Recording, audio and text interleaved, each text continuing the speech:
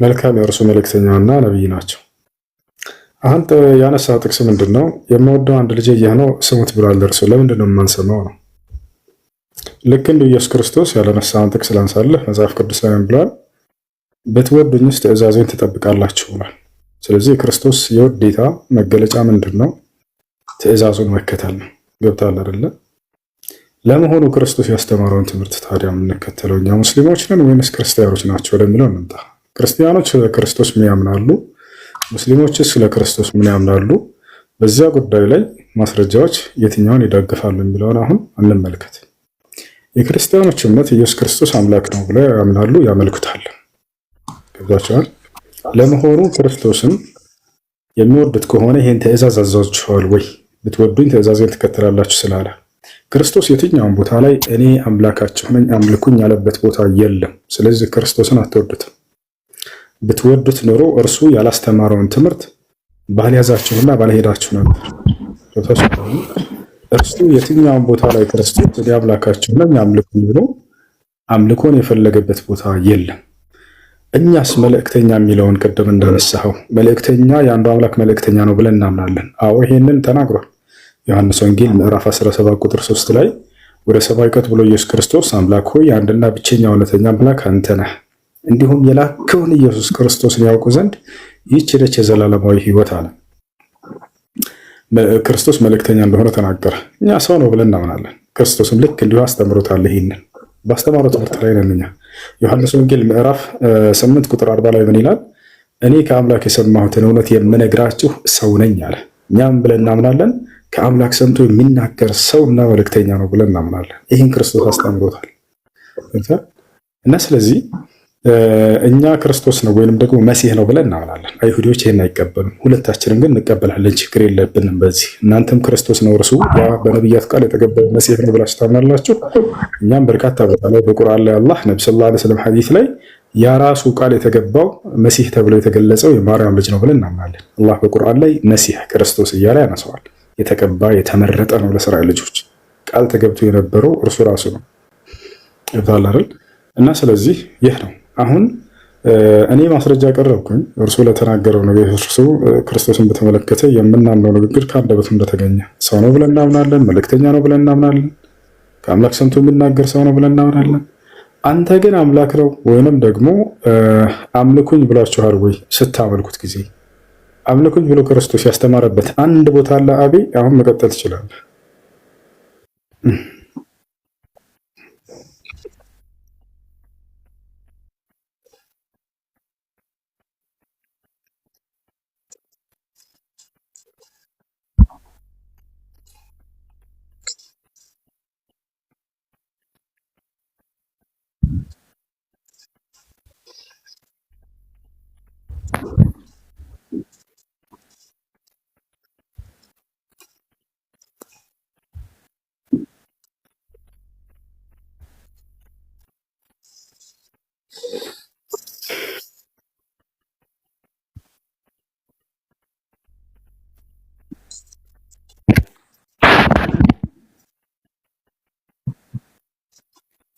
አውቃለሁ።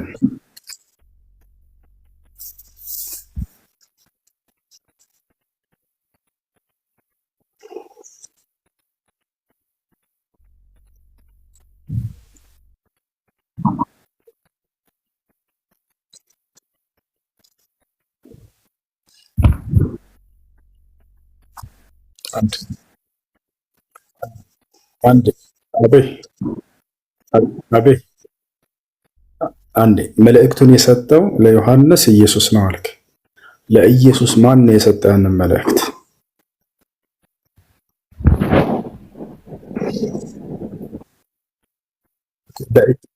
በጣም ጥሩ ነገር አነሳህ። ምን አልክ መሰለህ? ይህንን መልእክት የሰጠው ለዮሐንስ ኢየሱስ ነው አልክ። ለኢየሱስ የሰጠው አካል አለ የለም? እሱ ጋር ነው ዋናው ነገር። ኧረ ኢየሱስ ራሱ እኮ በመለኮት ማንነት እኮ ነው የሰጠው። ለኢየሱስ የሰጠ ሌላ አካል አለ ካልክ አሳየኝ። አዎ እኔ በመጽሐፍ ቅዱስ አሳየኝ። ከአንድ ጀምረን አብሽር፣ ችግር የለውም። ያው እንመልከተው። ለኢየሱስ የሰጠው ሌላ አካል አለ። ዮሐንስ ራእይ ላይ እንመልከት። ያው ራእይ ምዕራፍ 1 ተመልከት። ኦኬ ቶሎ ይሆን ዘንድ የሚገባውን ነገር ለባሪያዎቹ ያሳይ ዘንድ እግዚአብሔር ለማን ሰጠው? ለኢየሱስ አይደለ? ኦኬ ቀጥል። አይዋ ለኢየሱስ ክርስቶስ የሰጠው በእርሱም የተገለጠው ይህ ነው። ኢየሱስን በመልአኩ ልኮ ለባሪያው ለዮሐንስ አመለከተ ይላል። አየህ አይደለ? ለኢየሱስ የሰጠው ይሄን መልእክት ማን ነው? እግዚአብሔር ነው አይደለ? ኦኬ አይዋ። ስለዚህ ለኢየሱስ የሰጠው አካል ካለ አሳየኝ። የለም ብለህ ነበር። ለኢየሱስ እግዚአብሔር ነው የሰጠው። ስለዚህ ያን እየተናገረ ያለው እግዚአብሔር ነው እንጂ ኢየሱስ ክርስቶስ አይደለም። ኦኬ ጨረስክ? ጨረሰ መጽሐፉ። ለኢየሱስ የሰጠው አካል የለም ብለህ ወረድ ብለህ ያለውንም እናንብባ። አሁን ተረዳህ? ለጠየቀው ጥያቄ መልስ አገኘህ። ለኢየሱስ የሰጠው የለም ብለህ አይደል? ቀደም አዎ የሰጠው አካል አለ አይደል? ለኢየሱስ ክርስቶስ ይህን ቃል ይህን መልእክት አገኘህ። እሱን እንዴት አሁን ለኢየሱስ ክርስቶስ የሰጠ ኦኬ ስማኝ ማሽ ከጨርስ አንተ እኔ ልመልስልህ። ከታች ያለውን ጥያቄውን መልስ። ለኢየሱስ የሰጠው የለም ብለህ ነበር አይደለ? አሁን ግን እግዚአብሔር ለኢየሱስ ሰጠው ይላል አይደለ? ቃሉ ላይ ኦኬ አሁን ለምሳሌ ጨርሳል ጥያቄውን እኔ ልቀጥላ ይላል አይደለም? ለኢየሱስ የሰጠው አካል እንዳለ ይናገራል አይናገርም ነው? ኦኬ ተናገረ። በጣም ጥሩ። አሁን መቀጠል ትችላለህ። ስለዚህ ለኢየሱስ የሰጠው ነበር ያው እንዳለና እንደተናገረ መስከራ ቀጥተሽ ኦኬ 8 ቁጥር ላይ እንምጣ። እሱን 8 ቁጥር ላይ ስለ ኢየሱስ አምላክነት ነው የተናገርከው። ኢየሱስ ራሱ ከአምላክ ተቀበለን ብልና ታዲያ ያለውና የነበረው የሚመጣው ብለን የምንቀበለው ወልድ ማለት ነው።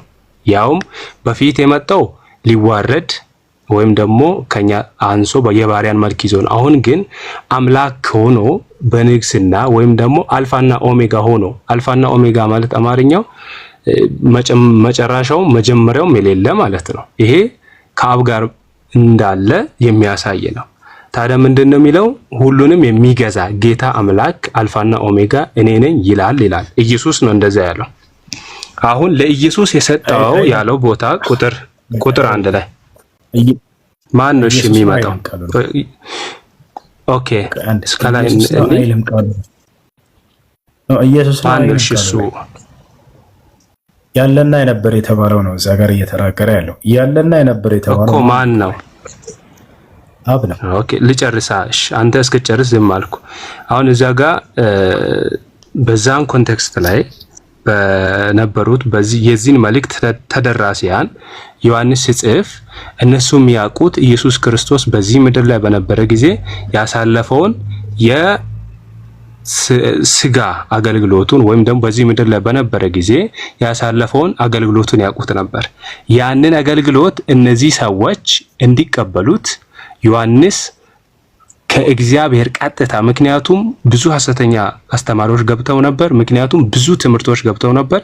ይሄ የተቀበልነው ትምህርት ከሱ ቀጥታ ነው ለማለት ፈልጎ ነው ከእግዚአብሔር ነው ብሎ የጠቀሰው እንጂ እግዚአብሔርን ከኢየሱስ አስበልጦ ኢየሱስን ከእግዚአብሔር አሳንሶ አይደለም። ለዛም ነው ምንድን ያለው ቁጥር 9ንም ጭምር ማንበብ እንችላለን። ቆይ ኮንቴክስቱን እኮ ነው እየነገርኩህ። አቤ እንደሱ የሚል ማብራሪያ ከራሱ ነው የተናገረው። ኦኬ እነዚህ ሰዎች እሺ፣ አንድ ጥያቄ ልጠይቅህ። እንደዛ የሚል ማብራሪያ ጥያቄ ልጠይቅህ። ይላል እያለ የሚናገረው የዚህ ቃል ባለቤት ኢየሱስ ነው ካልክ ይላል እያለ እየተናገረው ኢየሱስ ነው ማለት ነው። ጥያቄ ልጠይቅህ። እንደዛ የሚል አታዳምጥ ነው። አጭሩን ቃል እኮ ጊዜ እንድንጠቀምበት እኮ ነው ጥያቄ ልጠይቅህ ያልኩህ። አከለም ጨርሼ ነበርኩ። ዝም ብዬ እንዳዳምጥ እንጂ ለኢየሱስ ቃሉን የሰጠው መልእክቱን የሰጠው አለ የለም? ቃሉ ላይ እዚሁን ጨርሰ የለም አለ። በጣም ጥሩ። አንዴ ሌላ ቦታ ላይ አለ ኢየሱስ ክርስቶስን አምላክ ነው ብሎ የተናገረበት ብለህ የምታስበው ቃል ካለ ተናገር፣ ከሌለ ወደ ቀጣይ እንድንሄድ። እሺ እሱን እሰጥሃለሁ። አንድ ጥያቄ ልጠይቅህ ብቻ እና ልጨርስ። እሺ አሁን ስለ መጽሐፍ ቅዱስ ኮንቴክስቹዋል የሆነ ፍቺ እንዳልሰጥ ከከለከልክ መጽሐፉ የተጻፈው ለማን ነው? ማን ነው ጻፊው? ይሄን ነገር ብቻ ነገረኝ። ከዛ እኔ አሁን በተማርኩት ወይም በማውቀው እንድና ጻፊ አይታወቅም። መጽሐፉ የተጻፈው መቼ ነው? ማን ነው? ለማን ነው የተጻፈው? ይሄን ብቻ ነገረኝ። አሁን እኔ የተማርኩት ትምህርት ኮንቴክስቹዋል የሆነ ፍቺ አለ። እሱን እንዳልሰጥ ከከለ እንዴት ነው የማይታወቀው? ማስረጃ ካለ አሳየና ትልቁ ላይ ላድርገህ። ኦኬ መጽሐፍ ቅዱስ የዚህ መጽሐፍ ቅዱስ ጻፊ ማን እንደሆነ አይታወቅም። መቼና ማን እንደጻፈው የት እንደተጻፈ እስኪ ያሳየን ማስረጃ። ኦኬ እሺ፣ ለዚህም በቂ ምላሽ ሰጥሃለሁ። የቤተ ክርስቲያንን ታሪክ የምታውቅ ከሆነ በቤተ ክርስቲያን ታሪክ ላይ ሄደህ ማንበብ ትችላለህ፣ ስለ መጽሐፍ መረዳት። እሺ ይሄን ላንብብ። ማን እንደጻፈ ልንገር። እሺ ማን እንደጻፈ ልንገር። አይ በቤተ ክርስቲያን ኦኬ ላንብብልህ። ከፍተህ አሳየር ማስረጃ በመጽሐፉ ላይ ማን እንደጻፈው ይሄን መጽሐፍ የተናገረበት ካለ። ኦኬ ልክፈታ። አንተ አላወቅም፣ እኔ ልክፈት። መጽሐፉ ላይ ማን እንደጻፈው የተናገረ ቁጥር 5ን ቁጥር 4ንና 5ን እኔ አንብብ ራስህ። ምን ይላል? ራዕይ መጽሐፍ ቁጥር 5 እና 4 ልብ በል። የጻፈውን አካል ነው የተጠየቀው። ገብቶሃል አይደለ? እኮ ገባኝ። የጻፈውን መልእክቱን ከኢየሱስ ተቀብሎ ለአማኞች ያደረሰው አካል ማን ነው ብዬ ነው። ጻፊው ማን ነው? ጻፊው ማን ነው ነው? እሺ ይሄው ጻፊውን አንብባ። ቁጥር 5 ቁጥር 4 እና 5 እሺ እኔ ላንብብ። ዮሐንስ በእሴይ ላሉት ለሰባቱም አብያተ ክርስቲያናትና ካለውና ከነበረው ከሚመጣውም በዙፋኑም ፊት ካሉት ከሰባቱም መናፍስት ከታመነውም ምስክር ከሙታንም በኩር የምድርም ነገስታት ገዢ ከሆነው ከኢየሱስ ክርስቶስ ጸጋና ሰላም ለእናንተ ይሁን። ለወደደ ከኃጢአታችንም በደሙ ላጠበን መንግስቱም ለአምላኩና ለአባቱም ካህን እንዲሆን ላደረገ ለእርሱ ከዘላለም እስከ ዘላለም ድረስ ክብር ኃይል ይሁን አሜን። ማን ያለው? ዮሐንስ ነው የጻፈው። ይሄንን እነሆ ከዳመና ጋር ይመጣል፣ ዓይንም ሁሉ የወጉትም ያዩታል እያለ ይቀጥላል። አንዴ ዮሐንስ ነው የጻፈው የሚለውን ከየት ነው ያመጣው? ይሄው ለሰባቱ መልእክቱ እኮ የተጻፈበትንም እኮ አላወቅም አንተ። መልእክቱ የተጻፈው ለሰባቱ እንጂ ጎበስ። ቆይ ይኸውልህ ልንገራሽ መልእክቱ የተጻፈው በእሴይ ላሉት ለሰባቱም አብያተ ክርስቲያናት። ለማን ተጻፈ አይደለም ጥያቄው፣ እባክህን ማን የጻፈው ነው ጥያቄው አልኩህ እኮ። እንደምን ነው?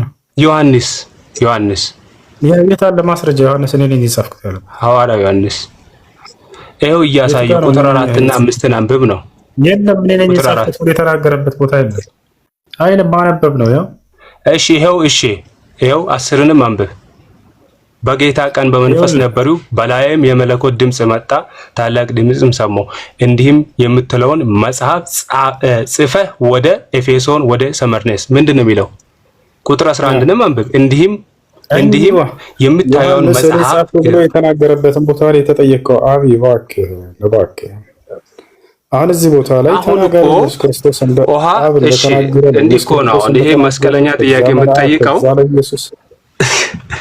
ይሄውና ቁጥር 11ን ላንብብልህ። እሺ እንዲህም የምታየውን በመጽሐፍ ጽፈህ አነበብ ነው። ይኸውልህ ዮሐንስ እኔ ነኝ የጻፍኩት ብሎ የተናገረበት ቦታ ካለ ያንን አሳየን ነው። ገብቶሃል? ይሄ ጻፈ አለኝ፣ ኢየሱስ እንዲህ አለኝ፣ እንትና እንዲህ አለኝ ምናምን እሱን ሳይሆን ዮሐንስ ራሱ እኔ ነኝ ይህን መጽሐፍ የጻፍኩት ያለበት ካለ አሳየን።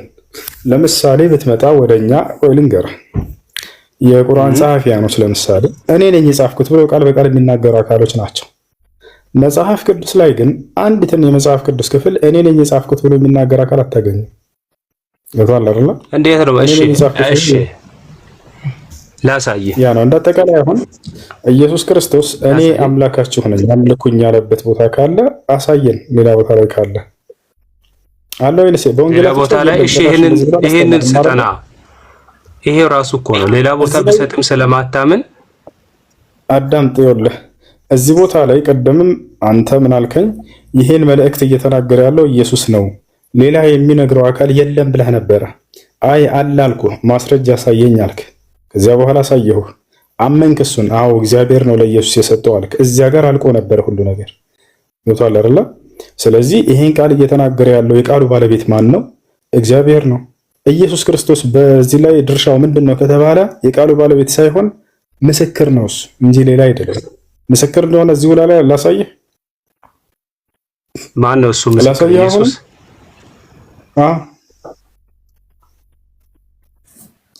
አሁንም ቢሆን ይኸውልህ ታስነብባለህ፣ የፈለግከውን አስነብብ።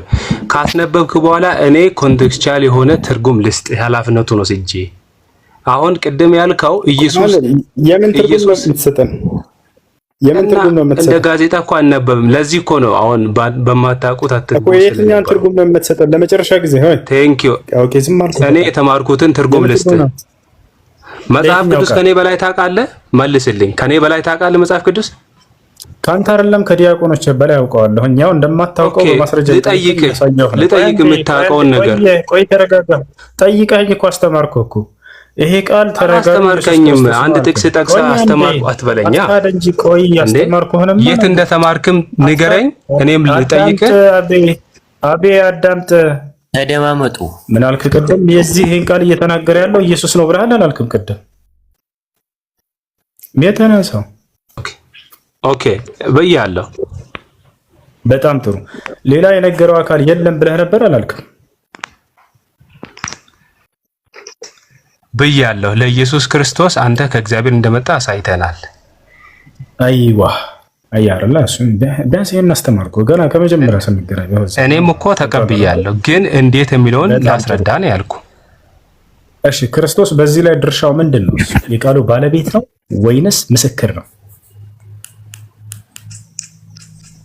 በምን ላይ? በዚህ በራእይ መጽሐፍ ላይ በዚህ ጋር እየተናገረ ካለው ከላይ ከአውዱ ስንነሳ ጊዜ ከመጀመሪያው የቃሉ ባለቤት እርሱ ነው ተናጋሪው ወይንስ እርሱ ምስክር ነው?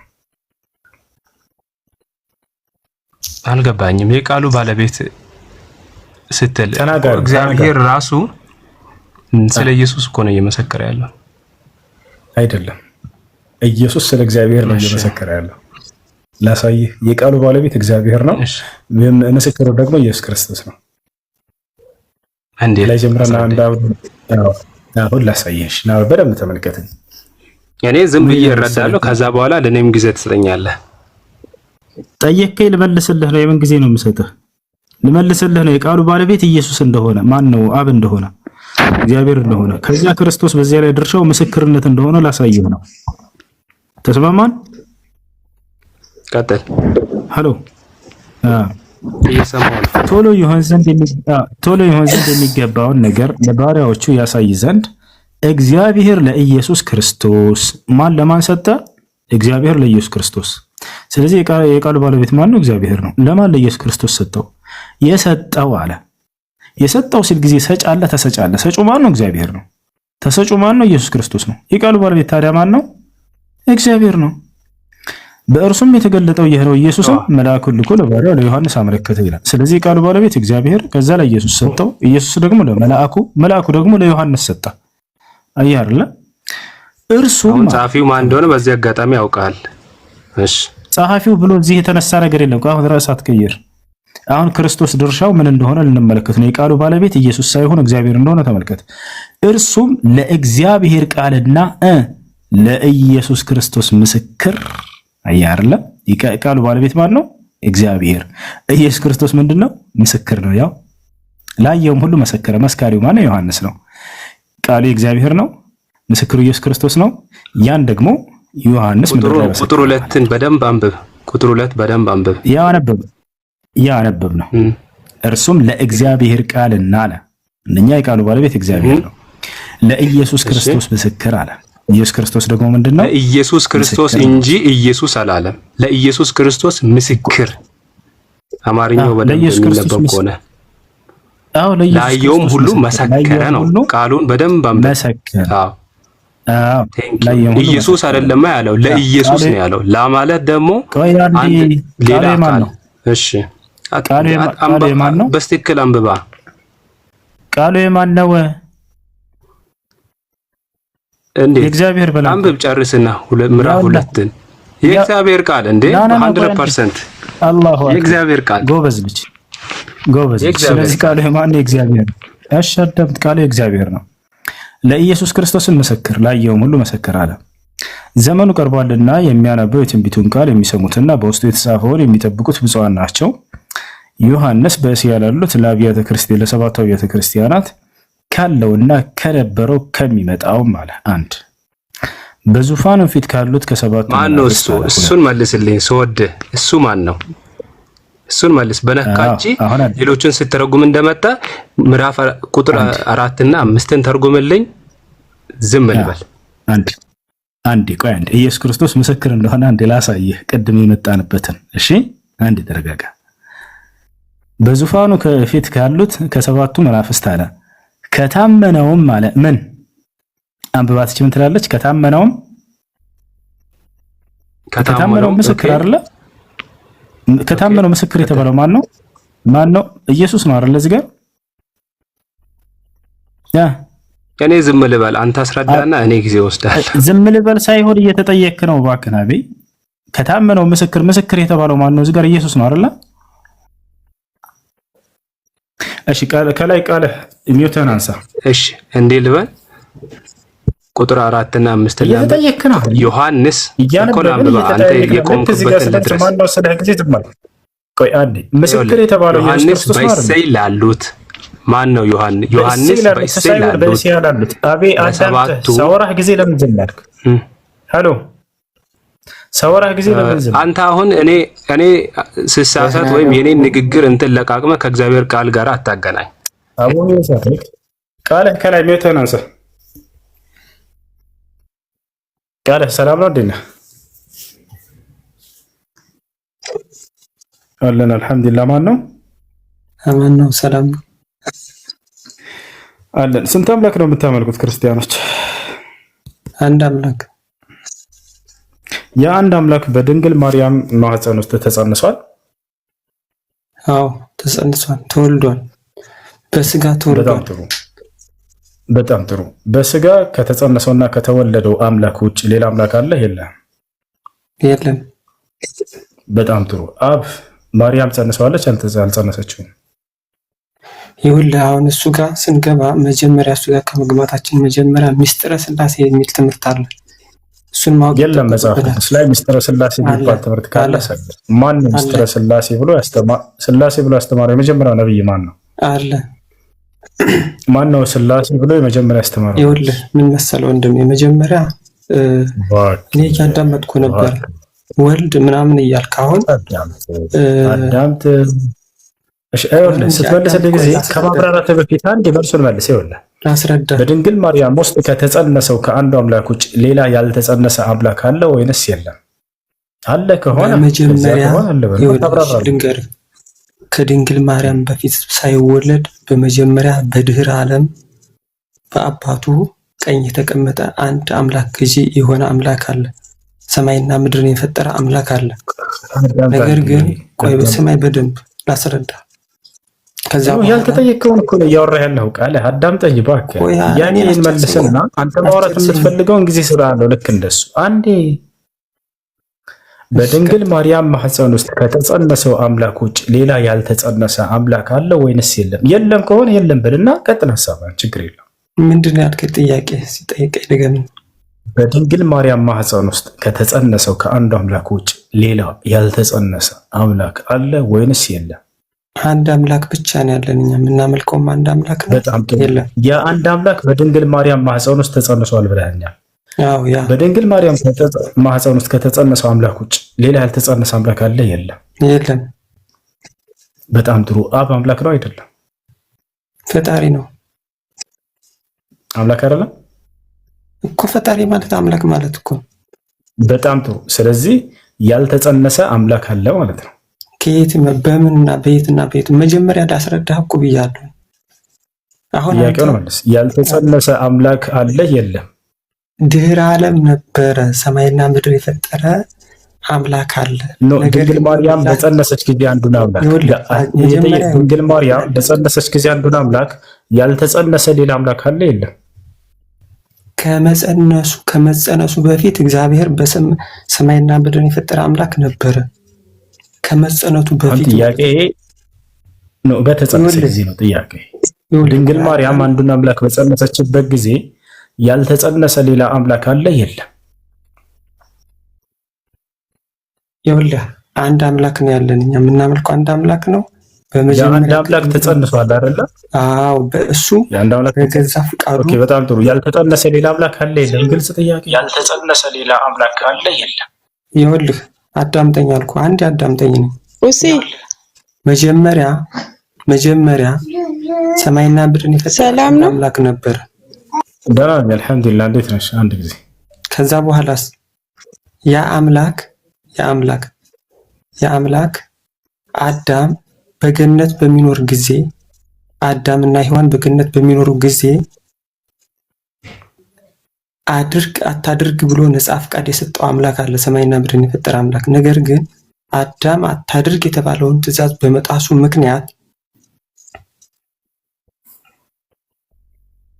መጨረሻ ላይ አዳም በበደለ ምክንያት ከገነት ከወጣ በኋላ እግዚአብሔር አዳምን ረገመው። ምክንያቱም አታድርግ የተባለውን ነገር ስላደረገ ማለት ነው። ከዛ በኋላስ ምን አደረገ? ለአዳም ምን ብሏ ነው? 5500 ዘመን ሲፈጸም ከልጅ ልጅህ ተወልጄ አድንሃለሁ ባለው መሰረት እንደሱ የቱ ጋር ነው ያለው? ነቆ እነግርሃለሁ። እሱን መጀመሪያ ላስረዳ። ቅድም ወልድ ምናምን እያልክ ስለምትለው ነገር ነው።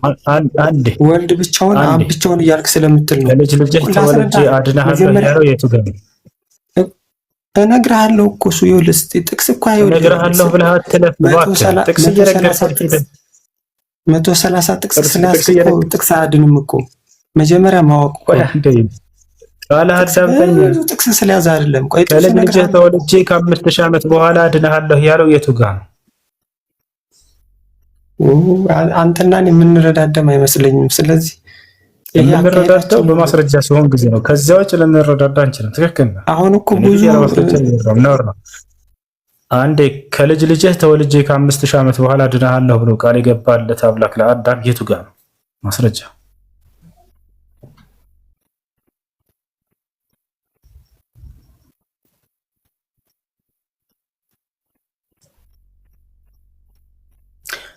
ያስረዳ፣ ችግር የለውም። ግን ማስረጃ ብቻ ነው እኔ የምጠይቀው። እሺ ምን ነበር? ምን ነበረሽ?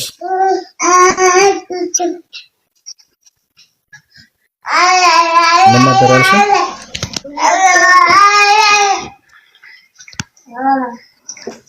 ይሰማሻል?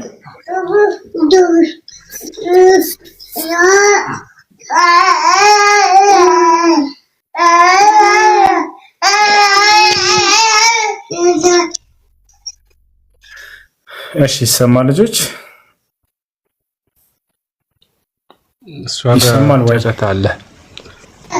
አዎ ይሰማል ነው። እሺ ይሰማሻል? ማነሽ ከላይ ያለሽ ልጅ? ወሲ አይሰማም?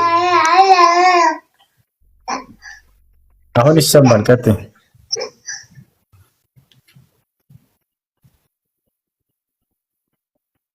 እሺ ጥያቄ ማለሽ ወይንስ ምንድነው? ወጣለች።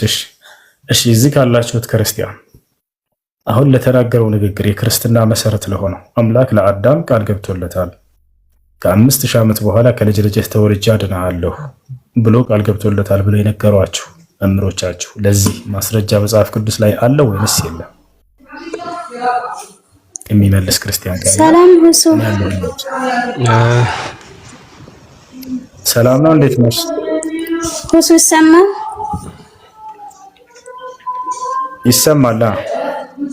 እግዚአብሔር ይመስገን። እንዴት ነው? አለን አልሐምዱሊላህ። ጥያቄ መጠየቅ ይቻላል? በእናንተ በሙስሊሞች ይቻላል። ለአሁኑ ጥያቄ ግን መልስ አለሽ? ሁለት ጥያቄ ወይንስ ሁለት ጥያቄ? እሺ ጥያቄሽ ምንድን ነው? ችግር የለም። ጥያቄሽ ምንድን ነው?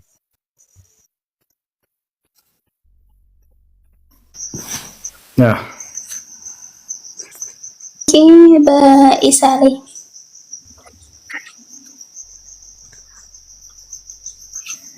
እሺ በኢሳ ላይ ጥያቄሽ ምንድነው? ኢሳ ፍጡር ነው ወይስ ያላህ ቃል ነው? ፍጡር ነው ኢሳ። ፍጡር ነው። ያ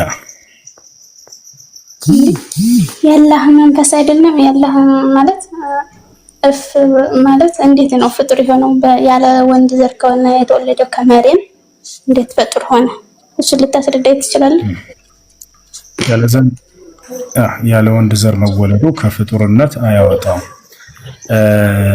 መሲሁን ዒሳ ዓለይሂ ሰላም አምላካችን አላህ ሱብሓነሁ ወተዓላ ተአምራዊ በሆነ መንገድ አስገኝቶታል። ላስረዳሽ ነው እሱ። እሺ ላስረዳሽ እሱ። ማርያም ጠይቃ ነበር። ማን ጠይቀችው ከተባለ መልአኩ ገብርኤልን ጠየቀችው። ልጅ እንደምትወልድ በስርዓቱን ይዞ የመጣ ጊዜ ትጸንሻለሽ፣ ዒሳ የሚባለንም ልጅ መሲሁን ትወልጃለሽ ካላት በኋላ ቃለት ረቢ አና የኩኑ ሊ ወለድ አለች። ለእኔ እንዴት ልጅ ሊኖረኝ ይችላል? ወለም የምሰስኒ በሸር ወንድ ያልነካኝ ሲሆን አለች። ከዚያ መልአኩ ጅብሪል ምን አላት? ቃለ ከዛሊከ ላሁ የኽልቁ ማ የሻ፣ ልክ እንዲሁ አምላክሽ አላህ ያሻውን ይፈጥራል አላት። መሲሁ እንደሚፈጠር ነገራት፣ ፍጡር እንደሚሆን። ኢዛ ቀዳ አምረን አምላክሽ አላህ አንድን ነገር ለመፍጠር በወሰነ ጊዜ ፈኢነማ የቁሉ ለሁ ኩን ፈየኩን፣ ለዚያ ሊፈጥረው ለፈለገው ነገር ሁን ይለዋል፣ ወዲያውም ይሆናል አላት። ስለዚህ አምላካችን አላህ ሱብሓነሁ ወተዓላ መሲሁን ሁን በሚለው ቃሉ ፈጠረው። ሰማይና ምድር አዳም ሁን በሚለው ቃሉ እንደተፈጠሩ ሁሉ ማለት ነው። ያለ ወንድ መወለዱ ይሄ ነገር ከፍጡርነት ያወጣዋል ወይ? ላ አያወጣም። ገብታችኋል? ማርያምን ብንወስድ ለምሳሌ ያለ ወንድ ያለ ሴት ነው የተፈጠረችው። ከአዳም የግራ ጎን ብቻ ነው የተፈጠረችው። አያችሁ፣ የእርሷ ደግሞ በጣም ድንቅ ነው። ከማህፀን እንኳን አይደለም የወጣችው። ነገር ግን እርሷንም ፍጡር ከማለት አልተወገድንም። አዳምንም ልክ እንዲሁ ያለ ወንድ ያለ ሴት ከአፈር ነው አምላካችን አላህ ሱብሓነሁ ወተዓላ ያበጀውና የሰራው። ስለዚህ እርሱንም ከፍጡርነት አያወጣም። ታዲያ ምን ለማድረግ ነው መሲሁ በዚያ መንገድ የተፈጠረው ከተባለ አምላክ ድንቅና ኃያል መሆኑን ለመግለጽ ነው። አምላክ ከወንድና ከሴት ብቻ ሳይሆን ከወንድ ብቻ በሁሉም መንገድ ማስገኘት የሚችል ኃያል አምላክ መሆኑን ለመግለጽ ነው። አምላካችን አላህ ሱብሓነሁ ወተዓላ ሰዎችን በአራቱም መንገድ ፈጥሯቸዋል። ያለ ወንድ ያለ ሴት ፈጥሯል። ማንን ከተባለ አዳምን። ከወንድና ከሴት ፈጥሯል። ማንን ከተባለ እኔን፣ አንቺን፣ አንተን። ያለ ሴት ከወንድ ብቻን ፈጥሯል። ማንን?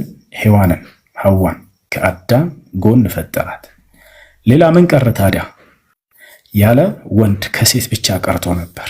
በሁሉም መንገድ ፈጥሮ አሳይቶ አምላክ አላህ ይህንንም በመሲሁ ላይ ያደረገ። ለዚህም ነው ለምንድን ነው ብላ ማርያም በጠየቀችው ጊዜ ገብርኤልን ወሊነጅዐለሁ አያ፣ አምላክሽ አላህ ተአምርን ላደርግ ዘንድ ነው ብሎሻል አላት። ያ ማለት ከሴት ብቻ መፍጠር ቀርቶ ነበር። ገብታችኋል? በሁሉም መንገድ ፈጥሮ አምላክ አላህ ሱብሓነሁ ወተዓላ አሳይቶ ያለ ወንድ ከሴት ብቻ አልፈጠረው ነበር። ይህንንም በማርያም ላይና በመሲሁ ላይ ያደረገ። ስለዚህ ሁለቱም ምንድናቸው? ሌላ ጥያቄ ካለ ሌላ ጥያቄ ትቻለሽ ጠይቂኝ።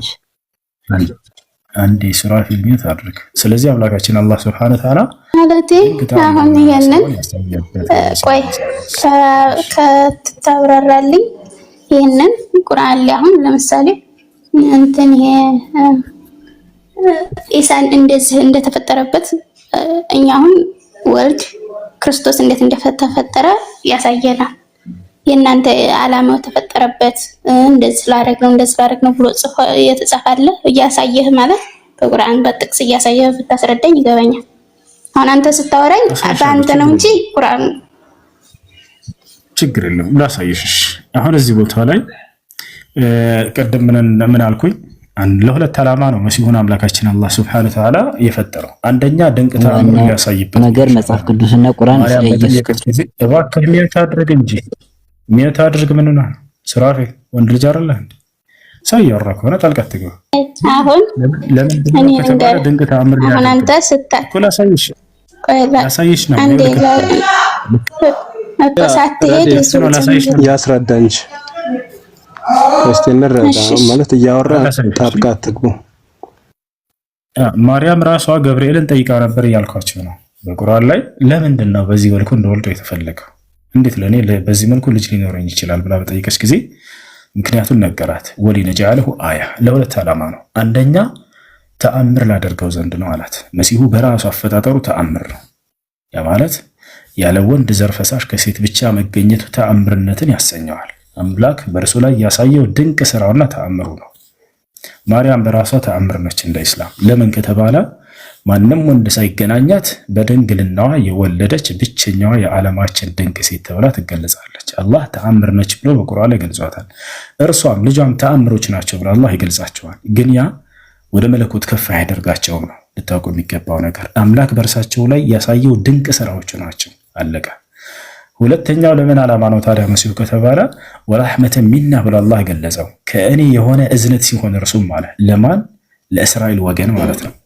ነቢያቶች የአምላክ እዝነቶች ናቸው።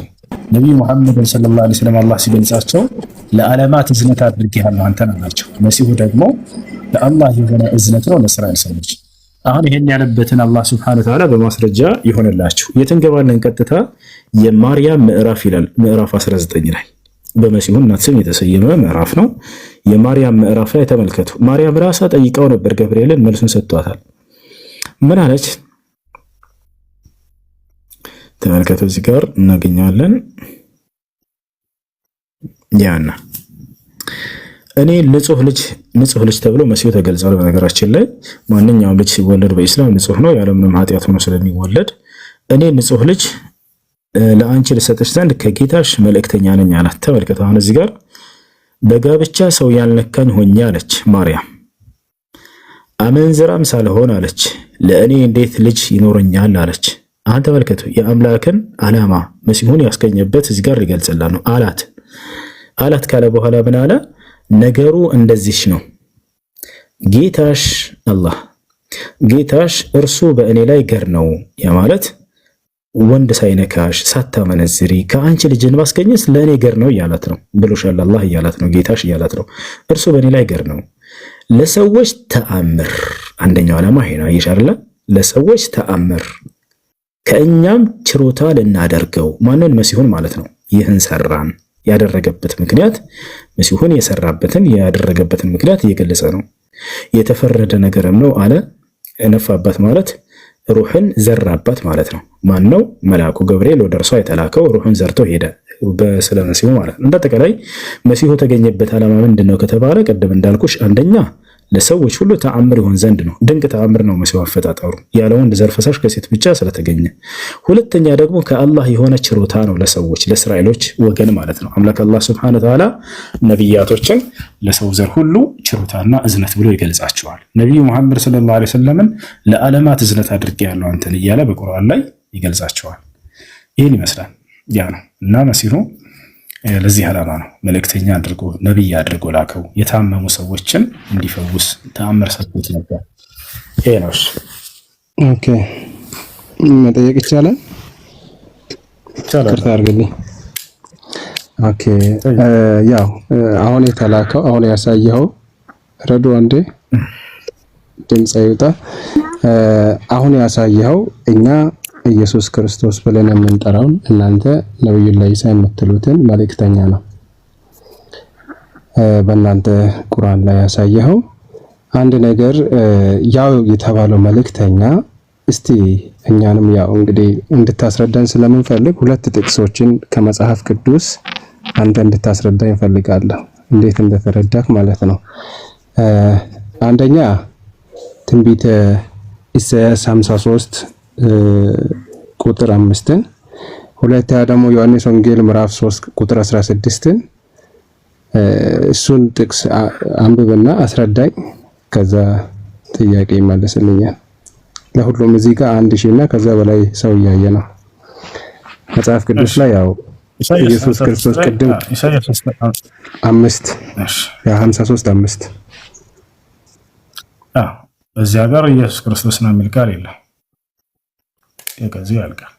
የለም ኢየሱስ ነው የለም። እዚያ ጋር ኢየሱስ ነው የሚል ኦኬ ቆይ እሺ፣ እንደዛ ከሆነ አንብባ ቦታውን አንብብና ምን ለማለት እንደሆነ አስረዳ። ያው ከመጽሐፍ ቅዱስ እየጠቀስ እያስረዳ ስለነበር ያለው ለኢየሱስ ነው ብለህ ስለሆነ አንተ እሺ ኢሳይያስ 9:6 ነበር። ኢየሱስ ነው የሚል የለም እዚህ ሀገር። አንደኛ ይሄ ነው። ሁለተኛ እሺ ማን ነው ይሄ? እንዴት አዳምጠኝ ከይቅርታ ጋር ልመልስልህ። እሺ አንደኛ ኢየሱስን ነው ብለህ የተናገርከው አንተ ስለሆንክ እዚያ ቦታ ላይ ኢየሱስን ነው የሚል ቃል ካለ ማሳየት ያለብህ ግዴታ አንተ ነህ። እኔ ደግሞ እዚያ ጋር ስንሄድ አናገኘውም ነው የምልህ። አንደኛ እሱ ነው። ሁለተኛ የአዲስ ኪዳን ባለቤቶች አይታቸው ከሆነ እነ ማቴዎስ ሁላቸውም ስለ ኢየሱስ ክርስቶስ የተነገሩ ትንቢቶችን ከብሉይ ኪዳን እያመጡ አስቀምጠዋል። አንዱም ግን የአዲስ ኪዳን ጸሐፊ ደፍሮ ያ ጥቅስ ስለ ኢየሱስ ነው የተነገረው ብሎ ያመጣ አካል አታገኝም። ያ ጥቅስ ለክርስቶስ ቢሆን ኖሮ እነዚህ የአዲስ ኪዳን ባለቤቶች እነ ማቴዎስ የሚታዩት ይመስላል? ቁጭ አድርጉላቸው ነበር። በርካታ ጥቅሶችን ከብሉይ ኪዳን እያመጡ በነቢያት የተነገረው ይሄ ስለ ኢየሱስ ነው እያሉ ያስቀምጧቸው ብዙ ጥቅሶች አሉ። አማኑኤል ይሉታል የሚለውን አስቀምጦታል አይደል ዮሐንስ? ነገር ግን ይህን ጥቅስ አንዱም አላመጣም። ለታላረ ለክርስቶስ መሆኑን ከማንም በላይ የሚረዱት መረጃ ሰጣለሁ። መረጃ ሰጣለሁ። አዲስ ኪዳን ላይ አንደኛ ጴጥሮስ ምዕራፍ መረጃ ሰጣለሁ። ይሄንን ጥቅስ አምጥቶ እንደዛ አሳየን። ችግር የለም። አንደኛ ጴጥሮስ ምዕራፍ 2 ቁጥር 25ን ክፈትና አንብብ። እሺ ቀጥል። ላንብብ። በመገረፉ ቁስል ተፈወሳችሁ፣ እንደ በጎች ትቅበዘበዙ ነበርና አሁን ግን ወደ ነፍሳችሁ እረኛና ጠባቂ ተመልሳችኋል ይላል። በመገረፉ ቁስል ያው ነው። ኢሳይያስ ምዕራፍ 53:5 ለሚያወራው ራሱ ጴጥሮስ ላይ ደግሞ ያው ነው ብሎ ይሳቤል ያው ነው ብሎ ይሳቤል ስለ ኢየሱስ የሆነውን ነገር እየተናገረ እንጂ እሱ አይተህ ከሆነ የአዲስ ኪዳን ጸሐፊዎች በነቢያት እያሉ ያስቀምጣሉ፣ ወይንም ደግሞ በሕግ መጽሐፋችሁ ላይ እያሉ ያስቀምጡታል። ገብቶሃል አይደለ? እንደዚህ ብሎ ያስቀመጠው አካል ካለ እስኪ አሳየኝ። የቱ ጋር ነው እንደዛ ብሎ ያስቀመጠው? እስቲ አሳየኝ። አሁን ለምሳሌ ለናሙናነት ያክል ላሳየሽ። ኢየሱስ ክርስቶስ ራሱ ትንቢትን ሲያመጣ በመጽሐፍ በሕጋችሁ ላይ እንዲህ ብሏል ተጻፈ ነው። አሁን ኖ ኢየሱስን አይደለማ። ቆይ አንዴ አዳምጠኝ። እንደዛ ያለ ያመጣሉ። አንዴ ነው እንደዛ ብሎ ሁላቸው ማቴዎስንም ላመጣልህ እችላለሁ። ችግር የለው። ማቴዎስም ይሉታል ተብሎ እንደተጻፈ አማኑኤል ይሉታል ብሎ ቀጥታ ያንን ስለ አማኑኤል የተባለው ለኢየሱስ እንደሆነ ራሱ ያመጣል። ተብሎ እንደተጻፈ እያለ ያመጣሉ። እዚህ ቦታ ላይ አማኑኤል የሚለው ማርቆስ ወንጌል ላይ ነው። ኦኬ እሺ፣ እንደዛ ከሆነ ስለዚህ በእኛ መጽሐፍ ላይ አንተ ማስረዳት አትችልም ማለት ነው። አየህ፣ ይሄን ነው ቅድም መግቢያ ላይ ስለነበረው ስለኛ መጽሐፍ ነው ብለህ እሺ፣ ለማን ነው ያለው? 56ቱን አንብብ። ሁሉንም አንብበናል። እንዳጠቃላይ እያወራ ያለው ስለማን ነው ከተባለ ስለ እስራኤላውያኖች ነው እያወራ ያለው። እነሱ ግፍና መከራ ደርሶባቸው ነበር። ከዚያ በኋላ እነሱ ነፃ እንደወጡና በጣም ብዙ መስዋዕት እንደከፈሉ እስራኤላውያኖች ለመግለጽ የተነገረ ነው። እዛው ላይ ወደ ስታነበው ጊዜ ስለነሱ የሚያወራ ነው እንጂ ስለ ክርስቶስ ነው ወይንም ስለ መሲሁ ነው የሚል ቃል እዚያ ላይ በፍጹም የለም። እንደዛ የሚል የለም። ለኢየሱስ ነው የተነገረው ካልክ እዚያ ቦታ ላይ ስለ ኢየሱስ መሆኑን ለኢየሱስ ነው የተባለበት ቦታ ካለ እርሱን ማምጣት ትችላለህ። እኛስ ነው። ኦኬ እሺ፣ ቁጥር 1 አንብብ። ቁጥር 1 አንብብ። እዛው ቁጥር 1 ትንቢተ ኢሳይያስ ለኢየሱስ አይደለም ካልክ ቁጥር 1 አንብብ። እኔ ማስረጃ እየሰጠው ነው። እዛው አንብብ። ከ1000 ሰው በላይ እየተከታተለ ነው። ይታያችሁ ይሄ ነገር እየሰጠህ ነው አልክ። ለኢየሱስ ነው የሚል ቃል እዛ ጋር ታሳየናለህ ባጭሩ። እሺ፣ ለኢየሱስ ነው የሚል ቃል አማኑኤል ማን ነው የሚል ታሳየናለህ። እዛ አማኑኤል ማን ነው? የስ እንዴት እንደማሳይ ላሳይ ጊዜ ስለዚህ 53 ላይ እዛ ላይ አማኑኤል የሚል አለ። ቆይ አንዴ ረዱ። አንተ 53 ላይ አማኑኤል ነው ጠየቅኩ ነው ንገረኝ። አማኑኤል ማን ነው? እሱን ንገረኝ። ቆይ አንዴ 53 ወጣህ። እሺ ኢሳይያስ 53ን ተውከው። አማኑኤል ወደሚለው እንሂድ። አየሽ፣ አማኑኤል ወደሚለው እንሂድ። አማኑኤል የሚለው የቱ ጋር ነው ያለው? ነው ማን ነው አማኑኤል? እሱን ስጠኝና እኔ ላሳየህ ማን እንደሆነ። እሺ አንዴ አማኑኤል የሚለው የቱ ጋር እንዳለ መጀመሪያ እንመልከትና ማን ነው የሚለውን ደግሞ እንቀጥላለን። የቱ ጋር ነው ያለው አማኑኤል የሚለው? እኔ እዚህ ጋር አለ ንገረኝና እኔ በምሰጠው መረጃ ለምን ትሄዳለህ? እኔ መረጃውን አሳይ። አንተ እኮ አማኑኤል ማን ነው ያልከኝ? ይኸውልህ አቤ አዳምጥ እንጂ እኮ ስለ መጽሐፍ ቅዱስ አታውቅማ። አማኑኤል ማን እንደሆነ ጋር ነው የሚገኘው ብዬ ደግሞ ጠየቅኩ። እኔን የምጠይቀኝ ማሳየን እሺ ታምናለህ? እኔ እንዴት አድርጌ እንደማሳይ ጥቅሶችን ታምናለህ አታምንም? እኔን እንደዚያ ነው። ይኸውልህ አማኑኤል ማን ነው ብለህ ጠየቅክ አይደለ? አማኑኤል ማለት እግዚአብሔር ከኛ ጋር ነው። አማኑኤል ማለት እግዚአብሔር ከኛ ጋር ነው ማለት ነው። ላሳየህ። እሺ አሁን ምን ማለት ነው የሚለው የቱ ጋር ነው የሚገኘው? የቱ ጋር ነው የሚገኘው? ማን የሚለው ቅዱስ ገብርኤል ለስማኝማ ቅዱስ ገብርኤል ማርያም ጋር መጥቶ ስሙንም አማኑኤል ትይዋለሽ አላደን? ኦኬ እሱን ላሳየህ። ያ ጥቅስ ደግሞ ብሉይ ኪዳን ላይ እንዴት እንደተያያዘ ላሳየህ። እንዴ አንተ አላሉም አላልክም? አንተ አሁን ከኢየሱስ ክርስቶስ በፊት አማኑኤል የተባለ ሰው አለ የለም? እንዴት መጽሐፍ ቅዱስ ላይ የለም? አለ እንዳለ ታሳየው። ስለዚህ ይሄ ብርቅ አይደለም ለማንም በጣም ጥሩ እንዳለ ላሳየህ ነው። አሁን ከክርስቶስ በፊት አማኑኤል የሚባል ሰው አለ። ወዲያው በዚያው ጊዜ አማኑኤል የሚባል አካል ተወልዷል። እዛው ኢሳይያስ ላይ ይወጣል አይደል? ያ ሰው አምላክ ልታደርገው ነው እኮ። እሺ ላሳየህ ነው። አብሽር መጽሐፍ ቅዱስ ይዛል። እኔ እኮ የጠየኩት ጥያቄ ያንን ነው። አዲስ ኪዳንና ብሉይ ኪዳን ለማስያዝ ነው። ላሳየህ ነው። ከኢየሱስ በፊት አማኑኤል የተባለ እንዳለ አሁን ና ርዕስ እየቀያየርክ እዛም እንደፈንታ እየዘለልክ ዝም እየቀያየርኩ ነው። አሁን አማኑኤል የተባለ ከኢየሱስ ክርስቶስ በፊት የለም ብለሃል አለ። ያው ላሳየህ። መጽሐፍ ቅዱስህን አውጣ። ትንቢተ ኢሳይያስ ትንቢቱ የት ነበር የሚገኘው? ትንቢተ ኢሳይያስ ምዕራፍ 7 ኢሳይያስ ምዕራፍ 9 ኦኬ ቴንክ ዩ። እኔም የምሰጥህን ያ ራሱ ማን እንደሆነ ትነግረኛለህ። አዲስ ኪዳንም ላይ ብሉይ ኪዳንም ላይ ከኢየሱስ በፊት ነው። ቃሉን ያዙልኝ። ከኢየሱስ በፊት አማኑኤል የተባለ ቴንክ ዩ አለ።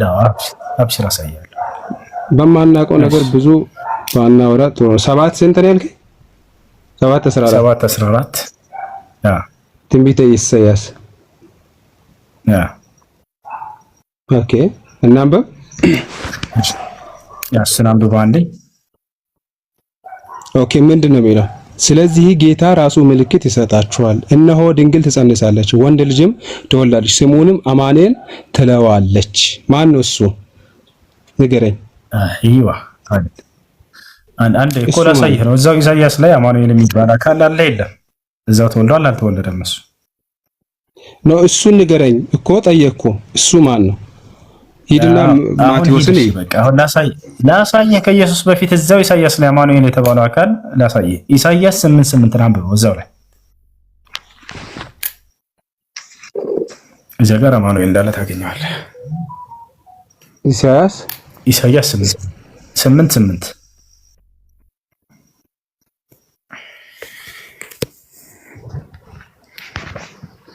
ኦኬ ምን ይላል?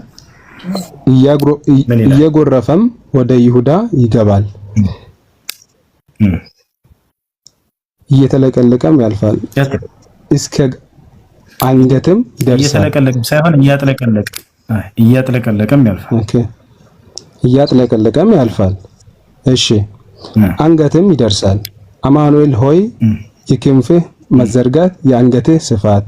እሺ አሕዛብ ሆይ እውቅና። ኦኬ ምን ማለት ነው እሱ? አይዋ ስለዚህ ከኢየሱስ ክርስቶስ በፊት እዚያው ላይ አማኑኤል እንደተገኘ አማኑኤል የሚባል አካል እንዳለ አገኘን አይደለ? የዚህ አማኑኤል የሚለው ንገረኛ። አማኑኤል ነው።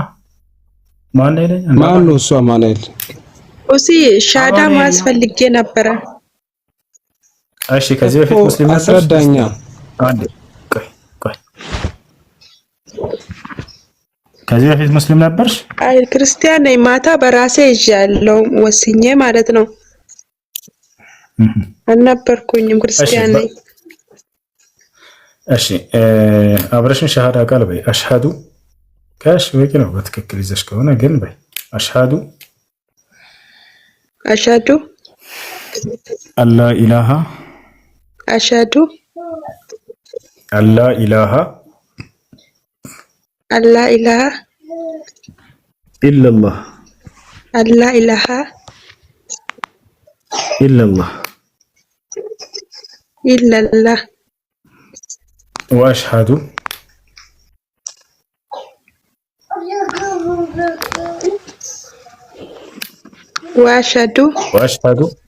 أن محمدا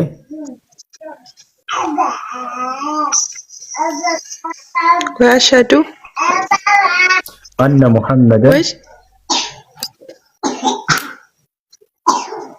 السمو أن محمدا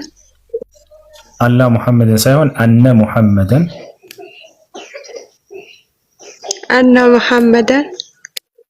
رسول الله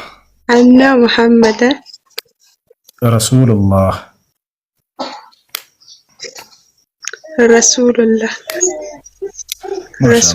እሺ አላህ ሌላ አምላክ የለም ብዬ መሰክራለሁ። ሙሐመድን የአላህ መልእክተኛ ናቸው ብዬ መሰክራለሁ ማለት ነው።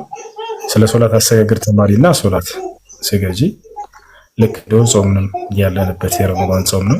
እሱን ጾሚ፣ እስላማዊ ትምህርቶችን ተከታታይ። እሺ መልካም። እሺ አሁን አቤ ለመጨረሻ ጊዜ አንሳ። እሺ ይህ አካል ማን ነው አማኑኤል የሚባለው ብሎናል። እንደ አውዱ ራሱ ይንገረን። ከቁጥር 1 ጀምረህ አንብበው። አቤ ያለ ማን እንደሆነ ይነግርሃል። የተወለደ ሕፃን ልጅ እንደሆነ እዚህ ጋር ይነግርሃል። ያውና ከላይ የተወለደ በኢሳይያስ ዘመን ተወልዷል ራሱ አማኑኤል። ያው ከላይ ጀምረህ አንብበው። አይ ቀጥል። ኢሳይያስ ምዕራፍ 8 ከቁጥር ከላይ ወደ ላይ ከፍ በልና እዛው ላይ የተወለደ ሕፃን ልጅ ነው። እዛው አማኑኤል ወይ እያለ የሚጠራው ዮሐንስ። ኦኬ የተወለደው ሕፃን ልጅ ቴንክ ዩ። እሱ ነው በቃ የኔ ቁልፍ ሐሳብ ይሄ እንድታቅ ነው። እኔም እኮ የተወለደው ሕፃን ልጅ እንደሆነ ኢየሱስ በኢሳይያስ ዘመን ተወልዷል። በኢሳይያስ ዘመን የተባለው በማርቆስ አሁን አልተጠቀሰም። ማን እንደሆነ ልነግርህ ስለፈለኩ ነው። እሱ እንድታቅ ነው የሚፈልገው። አዳምጥ። ኢሳይያስ የሚባለው ልጅ ቆይ አዳምጥ። አማኑኤል የሚባለው ልጅ በኢሳይያስ ዘመን የተወለደ እንደሆነ ያው እዛው ላይ ወደ ላይ ከፍ ብለህ ተመልከት። አንተ ኢየሱስ ነው ካልክ ኢየሱስ ክርስቶስ በኢሳይያስ ዘመን ተወልዷል? አልተወለደም? አልተወለደም። ኢየሱስ በኢሳይያስ ዘመን አልተወለደም። ትንቢት ግን አሁን ያውና ይሄ አማኑኤል ግን በኢሳይያስ ዘመን ተወልዷል። ይሄድ ከላይ አንብበው ከ3 ጀምረህ።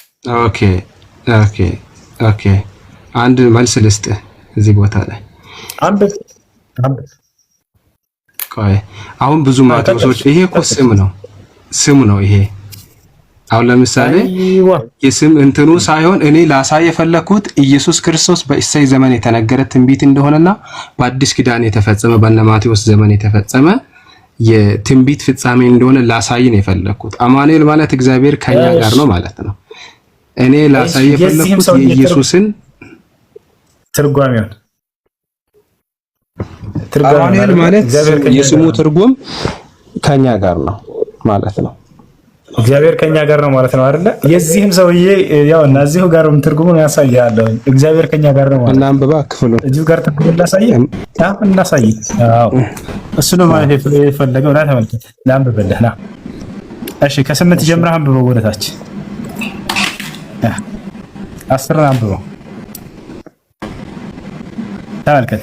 10 ተመካከሩ፣ ምክራቸውም ይፈታል። ቃሉን ተናገሩ፣ ቃሉም አይጸናም። እግዚአብሔር ከኛ ጋር ነውና። እሺ አይዮ አማኑኤል ማለት ነው ነው ምንድነው የሚለው? ቁጥር 10 እግዚአብሔር ከኛ ጋር ነው ብሎ አስቀምጠው።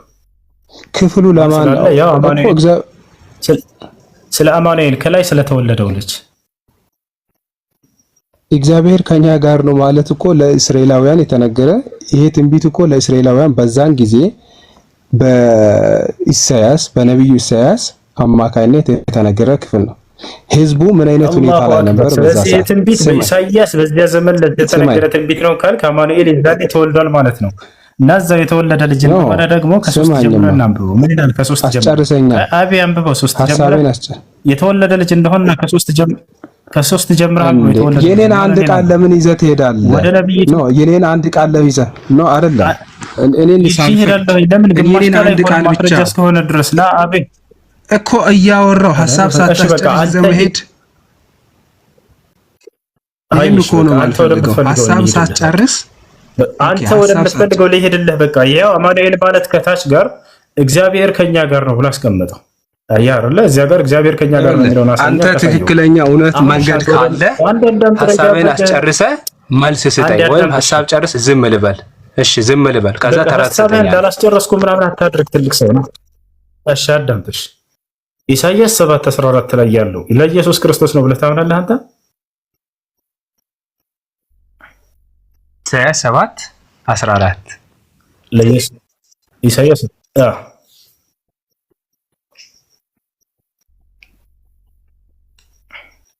yes of course አምናለሁ። ለኢየሱስ ነው ብለህ ታምናለህ?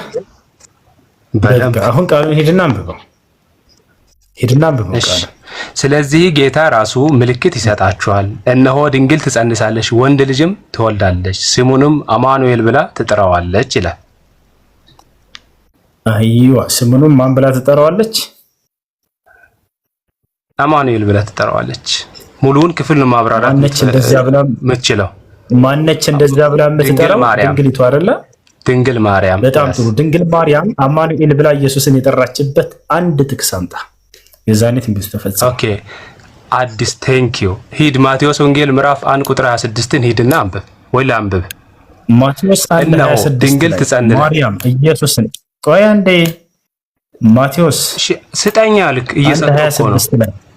ወይኔ በፈጣሪ እንዳልሰጠው አደላ አታድርግ እንጂ አትደጋግም። እንዲህ አይነት አካሄድ በጣም የሚደብር አካሄድ ነው። እየተጠየቅን ነው አይደለ? አንዴ የተጠየቀውን አዳምጥ። ማቴዎስ 1:26 ላይ ድንግል ማርያም አማኑኤል ብለዋለች ኢየሱስ ክርስቶስን ካለችው አሳየን። አንተ ልቀበል 1:23 ምን ይላል?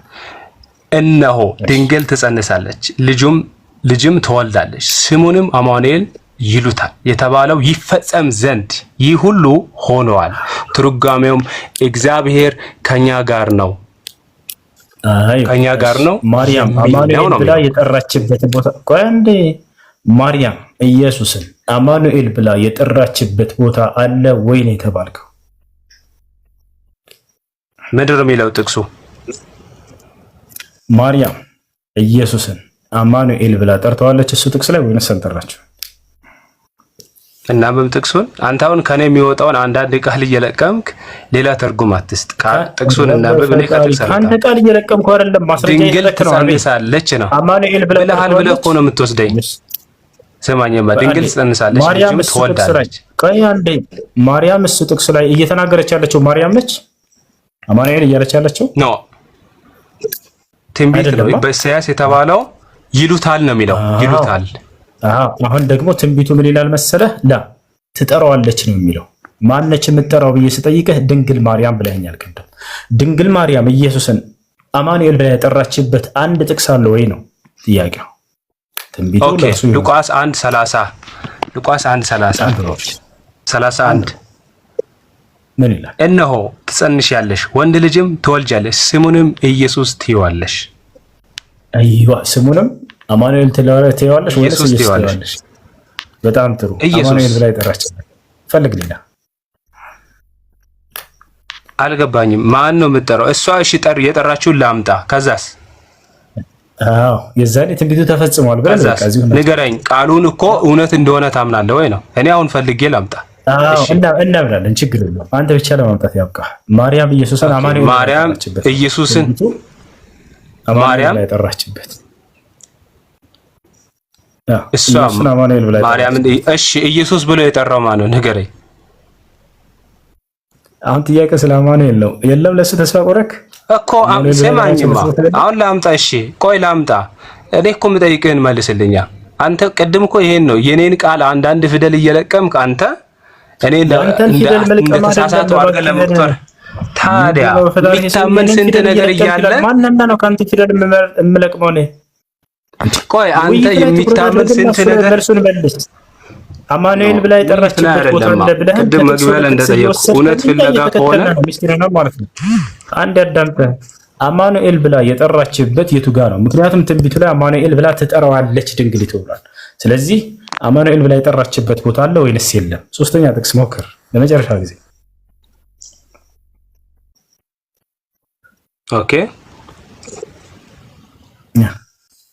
ማርያም እንደዛ ብላ የጠራችውን ቦታ ነው የፈለከው? እኔ እኮ ከአንተ ጋር ውይይት ለማድረግ እንኳን ሳልዘጋጅ ይሄን ያህል ጥቅሶችን ሰጥቻለሁ። ጊዜ አሁን 1-2 ደቂቃ ስጠኝና መልሼ ላምጣ። አይ አብሽር፣ ችግር የለውም። በቃ እስከ ትንሣኤ ቀን ድረስ እድል ሰጥቻለሁ። ነው አታውጣኝና ላምጣ እንዴ! ሰው እኮ እጠብቅሃለሁ። 66ቱን መጽሐፍ ባይምሮ አይይዝም። እሺ ችግር የለውም። ጊዜውን 2 ደቂቃ ብለህ 31 እስከ ልጨምርልህ ብዬ ነው። እስከ ዘመኑ ፍጻሜ ድረስ እጠብቅሃለሁ። ማርያም ልጇን አማኑኤል ብላ የጠራችበት አንድ ጥቅስ ካለ የምሬ ነው ወላሂ እጠብቅሃለሁ እስከ ትንሣኤ ቀን ድረስ። የለም በፍጹም ደግሞ አታመጣው። 100% ሳይሆን ይሄን ተማምኜ የምነግርህ 150% ከመቶ በላይ ነው። እሺ ከሌለ ምንድነው ስህተቱ? ንገሩኝ።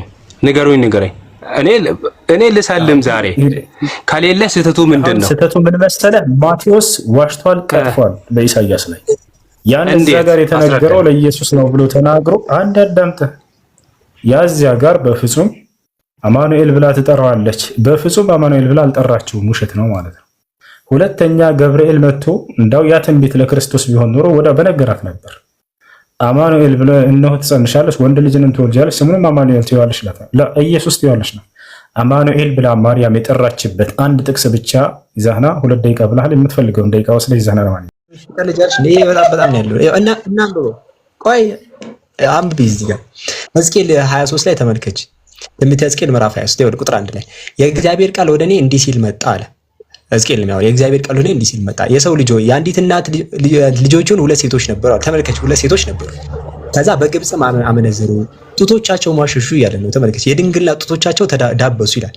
ጡት ይለያያል እንዴ? የድንግልና ኖርማል ጡት እግዚአብሔር እንግዲህ አንቺ ነው የምታውቂው። እንግዲህ ያ አይደለም አቀ ምን አሰብሽ? እግዚአብሔር እየነገረን ነው። ስለዚህ ጡታችሁ ይለያያል ምናምን ያለ ማለት። እሺ እንቀጥል። ከዛ ለኔም ሆኑ አለ። ተመልከች ለኔም ሆኑ ወንዶችና ሴት ልጆችን ወለዱ አለ። ለኔም ሆኑ ሲል እንግዲህ ወደሱ ሆኑ ነው። ሴቶችና ወንዶች ወለዱ። ከዛ ማገጡበት እዚህ ጋር በግብጽ ምድር የነበረችውን ግልሙትናዋን አልተወችም በምናም ብሎ ከእርሷም ጋር ተኝተው ነበር ይላል። ሄደች። አንደኛዋ ደግሞ እነሱም ሀፍረተ ስጋዋን ገለጡ ይላል። ተመልከች ሌሎች ሰዎች ከእግዚአብሔር ጋር ሆና ሄደች አንዱ ግራ ገብቷታል። እንትን ሂዱት ይኸውልሽ። ከዛ ለምን እንደሄዱ ልንገርሽ። ቁጥር 20 ላይ ተመልከች ቁጥር 20 ላይ ማለት ነው።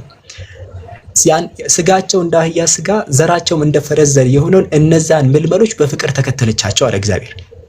አይተሻል? ስጋቸው እንደ አህያ ስጋ ጄኒታሊያቸው ለማለት ነው። ዘራቸውም እንደ ፈረስ ዘር። የፈረስ ዘር አይተሽ ታውቂያለሽ? እኔ ራሴ ለመጀመሪያ ጊዜ ይሄን ጥቅስ ሳይሆን ነው ጎግል ገብቼ የፈረስ ዘር ምን አይነት ነው ብዬ ማለት ሰርች አድርኩኝ። ወላሂ በታሪክ እኔ የፈረስ ዘርን ለማወቅ ማለት ነው ኢንተርኔት ገብቼ ሰርች አድርጋለሁ። ግን በቃ እስቲ ምንድነው ብዬ ሳይ ለካ በእንትን ነው በትልቅ ብልቃጥ ማለት ነው። በዛን የፈረስ ዘር የሚይዙት በጣም ብዙ ነው የፈረስ ዘር ማለት እና እግዚአብሔር ያስገባበት ምክንያት ለዛ ነው መሰለኝ። ስጋቸው እንደ አህያ ስጋ አለ ብልታቸው ለማለት ፈረስ እንትን ዘራቸውም እንደ ፈረስ ዘር የሆነውን እነዚያን ምልመሎች በፍቅር ተከተለቻቸዋል። አይተሻል? ትላልቅ ብልትና ትላልቅ ዘር ያላቸው ጋር ነው የሄደችው እያለ ነው እግዚአብሔር። እኔን ትተውኝ ሄዱ ብሎ የብልት መርዘም ያው የዘር ራሱ ብዙ ዘር ያለው ፈረስ ነው እያለን ነው።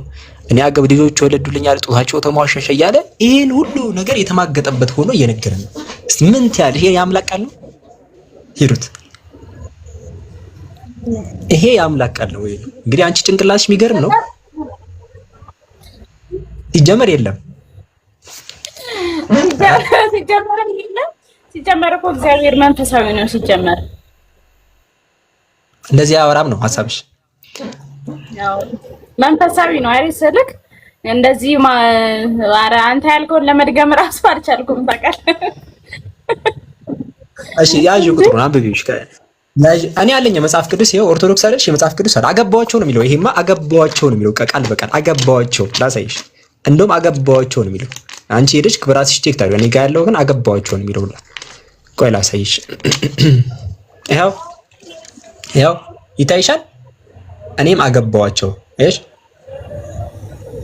እስቲ ሙሉ ነው ከሱ ጋር ብቻ ሳይሆን ይሄው የእግዚአብሔር ቃል ወደ ከላይ ይኸው ከዚህ ጋር ጀምሬው ከጣቴ ራስሽ ይኸው የእግዚአብሔር ቃል ወደ እኔ እንዲህ ሲል መጣ። የሰው ልጅ የአንዲት እናት ልጆች የሆኑ 2 ሴቶች ነበሩ። በግብጽ ምድር አመነዘሩ፣ በኮርዳኖታቸው ሳሉ አመነዘሩ፣ በዛም ጡቶቻቸው ወደቁ አለ። ከዚህ የድንግልና ጡቶቻቸውን አጡ።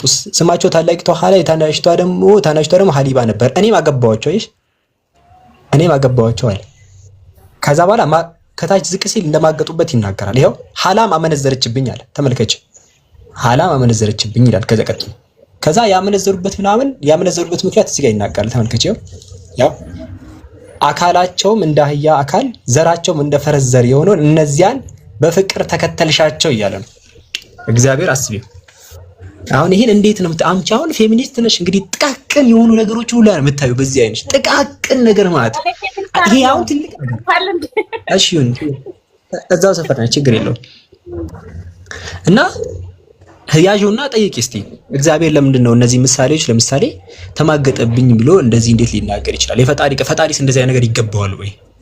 ፈጣሪስ እንደዚህ አይነት ነገር እንደዚህ አይነት ነገር ውስጥ ይኖራል ወይ የሚለው ከባድ ነው። ድንገርሽ ቁጥሩ ትንቢተ ሕዝቅኤል በቃ እንዴ ውጣ በቃ ከመጽሐፍ ቅዱስ ነገር ውጣ ወይ በቃ ይሄ መጨረሻ ነው። በቃ ያዥ ሕዝቅኤል ምዕራፍ 23 ትንቢተ ሕዝቅኤል ምዕራፍ 23 ከ1 እስከ 20 ሕዝቅኤል ምዕራፍ 23 ከ1 እስከ 20 ትንቢተ ሕዝቅኤል ምዕራፍ 23 ከ1 እስከ 20 ከ1 እስከ 20 አይደል ያልከው? ሕዝቅኤል እንዳትረሽ ትንቢተ ሕዝቅኤል ምዕራፍ 23 ነው። ምዕራፍ 23 ቁጥር ከ1 እስከ 20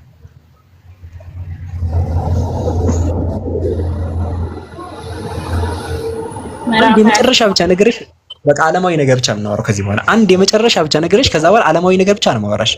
እንዴት ነሽ ደህና ነሽ የሚለው ነው የምጠይቅ። አንድ ብቻ ልንገርሽ፣ አንድ ብቻ ማለት የሚገርም ነገር ነው ይሄ ማለት ነው። ሰምተሽውም አይተሽውም ይሆናል ብለሽም ማታውቂው ማለት ነው። ይሄ በቃ የትም ያሌለ ማለት የትም ያሌለ በቃ የትም ያሌለ ነው የምጠይቅሽ። የትም ያሌለ አንቺ ኦርቶዶክስ ነሽ አይደለ? ሂሩት አዎ ኦርቶዶክስ ነኝ። አሁን ደግሞ ማሳይሽ ገድል ደም ከመጽሐፍ ቅዱስ አሳየውሽ። አሁንም ከገድል ላሳይሽ። ገድለ ክርስቶስ ሰምራ ይላል። የክርስቶስ ሰምራ ገድል ነውና እዚህ ላይ ኢየሱስ ለክርስቶስ ሰምራ ቁስሉን የኢየሱስ የተወጋበት አለ አይደለ? ይሄ ጦር የተወጋበት አለ። እሱን ክፍል እንድትጠባ እንደጠይቃ ታውቂያለሽ? ቁስሉን ማለት ቁስል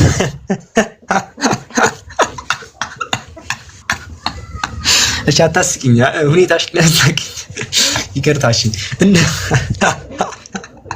እሺ ይሁን ችግር የለውም። ቁስሉን እንድትጠባ እንደጠይቃ ታውቂያለሽ? እንድትጠባ ማለት ጥቢ ብሏት የተወጋበትን እየጠባች ነበር። የኢየሱስን የተወጋበትን ቁስል ላሳይሽ ቆይ ሂሩት ላሳይሽ ቆይ። ሁኔታሽ ነው ያሳቀኝ እኮ በሳህ አይዞሽ አንቺ ይኸውልሽ አፍንጫ ደፍጣጣ ኩንትም የለሽም ከምናምን ይብት አትጨናነቂ ፈታዊ አፍንጫሽ ነው ሰልካካ ነው ምንም የሚያስጨንቅ አይደለም። አፍንጫ ደፍጣጣ ነው ይወርት ይጨነቁ አንቺ አትጨነቂ። ሲጀመር እኔ እንደሌለ ስለማመን ችግር የለውም። እሺ አሁን ይሄን ላሳይሽ ይኸውልሽ አይተሽዋል። ያው እዚህ ጋር አንብቢ ተመልከች። ክርስቶስ ሰምራ አንቺ ነው አሁን እኔ አንቺን አስነብብሻለሁ። ያው እዚህ ጋር ተመልከች። ያው ከላይ ልጅም ዳግመኛም እናታችን ክርስቶስ ሰምራ በቤተ ክርስቲያን ቆማ ሳለች ጌታ ኢየሱስ ክርስቶስ ከእናቱና ከድንግል ማርያም ጋር ወደ እርሷ መጣ ይላል። አሁን ማርያምና ኢየሱስ መጣ ወደ ክርስቶስ ሰምራ የምትባል ሴት አለች። ወደ እሷ መጡ ኢየሱስና ማርያም ማለት ነው። ከዚያም ወዳጄ ክርስቶስ ሰምራ አላት። ወዳጄ ክርስቶስ ሰምራ ሆይ እናቴ ማርያም እናት ሁንሽ፣ ጡቷን እንዳጠባችኝ ታጥባሽ፣ እኔን እንደሳመችኝ ትሳምሽ አላት። ገባሽ? ቆይ ይሄኛው ሌላ እንትን ሌላ ፖይንት ናት። ቆይ ይሄን እመለስበታለሁ። ቆይ እቺ ሌላ ከበድ ያለች ፖይንት ናት። ቆይ ወደዚህኛው ሌቭል አልደረስሽም። ቆይ የእንትኑ ፓርት ቆይ እቺኛዋ ቆይ ትለፍሽ። ቆይ እቺ ሳይሆን ሌላ አንድ ላሳይሽ። ቆይ አንድ ላሳይሽ። እቺኛዋ ከበድ ብላለች። ቆይ ሌላ አንድ ላሳይሽ። የት አለ መሰለሽ? ቆይ ላሳይሽ። ይሄኛውን ላድርግልሽ። ያው ተመልከች። ዳግመኛም ጌታ ኢየሱስ ክርስቶስ ይላል እኔ በራሴ ፈቃድና በአባቴ ፈቃድ አይሁድ በዕለተ ዓርብ የወጉኝን ጎኔን ጥቢ አላት። ተመልከች አይተሻል? ጎኔን ጥቢ አላት። ክርስቶስ ሰምራን ኢየሱስ ነው የሚለው አስቢ። ጎኔን ጥቢ አላት ነው። ከዛ ያን ጊዜም ልጅ የእናቱን ጡት እንደሚጠባ የጌታውን ኢየሱስ ክርስቶስ በዕለተ ዓርብ የተወጋውን ጎኑን ጠባች ይላል። ያው አይተሻል? ልጅ እናቱን እንደሚጠባው እሷም ጎኑን ጠባች። ከዛ ምን ብሎ ቢጠይቃት አሪፍ ነው ኢየሱስ ጌታም ቶማስ የተወጋውን ጎኔ እንዳሰሰ አንቺ ግን ጠባሽ፣ ከዳሰሰና ከጠባ የቱ ብልጫ አለው? እስኪ ተቋረጥሽ? ቆይ ትመጫለሽ። እንደዚህማ ተመልሳ ትመጣለች። ያጀማ ትመጣለች እንዴ የሚባል ነገር አለ እንዴ? ሂሩት የትም አትሄድም። መዝግባ የምትሄድ ሰው ናት ሂሩት ማለት። ሂሩት እኮ ፌሚኒስት ናት። ትቀልዳላችሁ አንዴ። ሂሩት ፌሚኒስት ናት እንዴ? ሌላ ሰው ቢሆን ምናምን ዝም ብላ ይሄኛው ነገር ብላልፈ። ሂሩት ጠያቂ ናት። ታያለች። ፌሚኒስቶች በነገራችን ላይ ሁሉንም አንግል ነው የሚያዩት። በነገራችን ያበዙታል እንጂ ሁሉንም አንግል ነው የሚያዩት። እና እዚህ ጋር ካየሽው ማለት ተመልከች፣ አይተሻል። ጠባች ይላል። ይኸውልሽ በዕለተ ዓርብ የወጉኝን ጎኔን ጥብ ያላት አይተሻል። ቁስሉ ማለት ጎኔን ጥብ ያላት። ከዛ ያን ጊዜ ልጅ እናቱን ጡት እንደሚጠባ የጌታው ኢየሱስ ክርስቶስ ዓርብ የተወጋውን ጎኑን ጠባች ይላል። አይተሻል። ከዛ ኢየሱስ ምን ብሎ ቢጠይቃት አሪፍ ነው? ቶማስ የተወጋውን ጎኔን ዳሰሰ፣ አንቺ ግን ጠባሽ። ከዳሰሰና ከጠባ የቱ ይበልጣል አላት። አንቺ መልስሽ ምንድነው? ከዳሰሰና ከጠባ የቱ ነው ይበልጥ? ሂሩት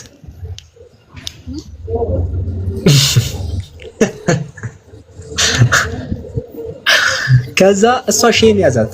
ከዚህ ተመልከች፣ እሷ ሼም ያዛት። ተመልከች እዚህ ጋር ይህም ባላት ጊዜ ከመናገር ዝም አለች ይላል። ጸጥ አለች። በይ እንጂ ምናምን ሲላት እሷ ምን አለች? እዚህ ጋር እንደምትመልከ እርሷም አቤቱ ጌታዬ የጠባ ይበልጣል አለች።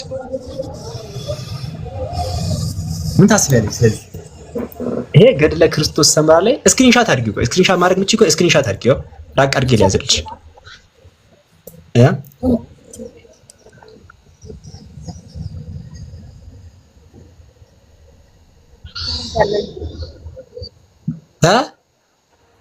ነው ስክሪንሻት አድርጊው። ነው መጽሐፉንም ይሄው መጽሐፉንም ስክሪንሻት አድርጊ። ገድለ ክርስቶስ ሰምራ ብለሽ ትጠይቂያቸው። ያው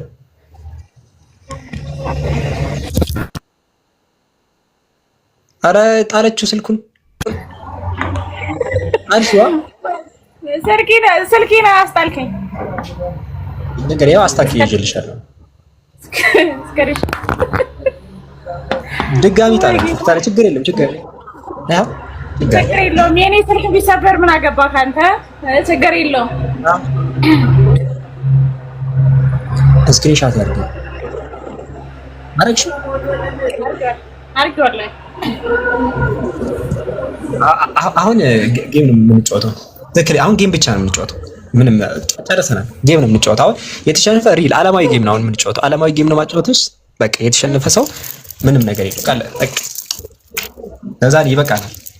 እነዚህን ጠይቀሽ ስትመጪ ደግሞ በስንት ነው ቅጣት? እነዚህ ጠይቀሽ ስትመለሽ የአሁኖቹን ደግሞ ጠይቀሽ ስትመለሽ ሌላ እስቲ ትነግሪኛለሽ። ደግሞ ያሉሽን ትነግሪኛለሽ። ያሉሽን እሺ ሂሩት ነው እኮ እንዴ ጠይቄማ እነግርሃለሁ። እኔ ግን ብዙ ማውራት አልችልም። ለዛ ነው ይቅርታሽ። አረ ችግር የለም ችግር የለም። ሹሩባ ሴት ልጅ መስራት እንደማችል ታውቂያለሽ? ፀጉርሽን ካየሁት በኋላ ነው ይሄን ልነግርሽ ያሰብኩት። እሱን አስበሽ ነው ሹሩባ ያልሰራሽው? ሹሩባ ምን? ቆይ ሹሩባ ያልሰራሽው ሹሩባ ያልተሰራሽው ፀጉርሽን ስለማትወጂ ነው ወይስ ስለተከለከለ ነው? እኔ እሰራለሁ እንጂ ፈትቼ ነው። ኧረ እባክሽ ጉድሽን ስላላየሽ ነው እንዴ ጉድሽን ስላላየሽ ነው። ጭራሽ እየተሰራሽ ነበር። እሺ ሹሩባ አለ ጠይቅ። አይቻልም። በሹሩባ ሴት ልጅ ሹሩባ መስራት አይፈቀድላትም በመጽሐፍ ቅዱስ።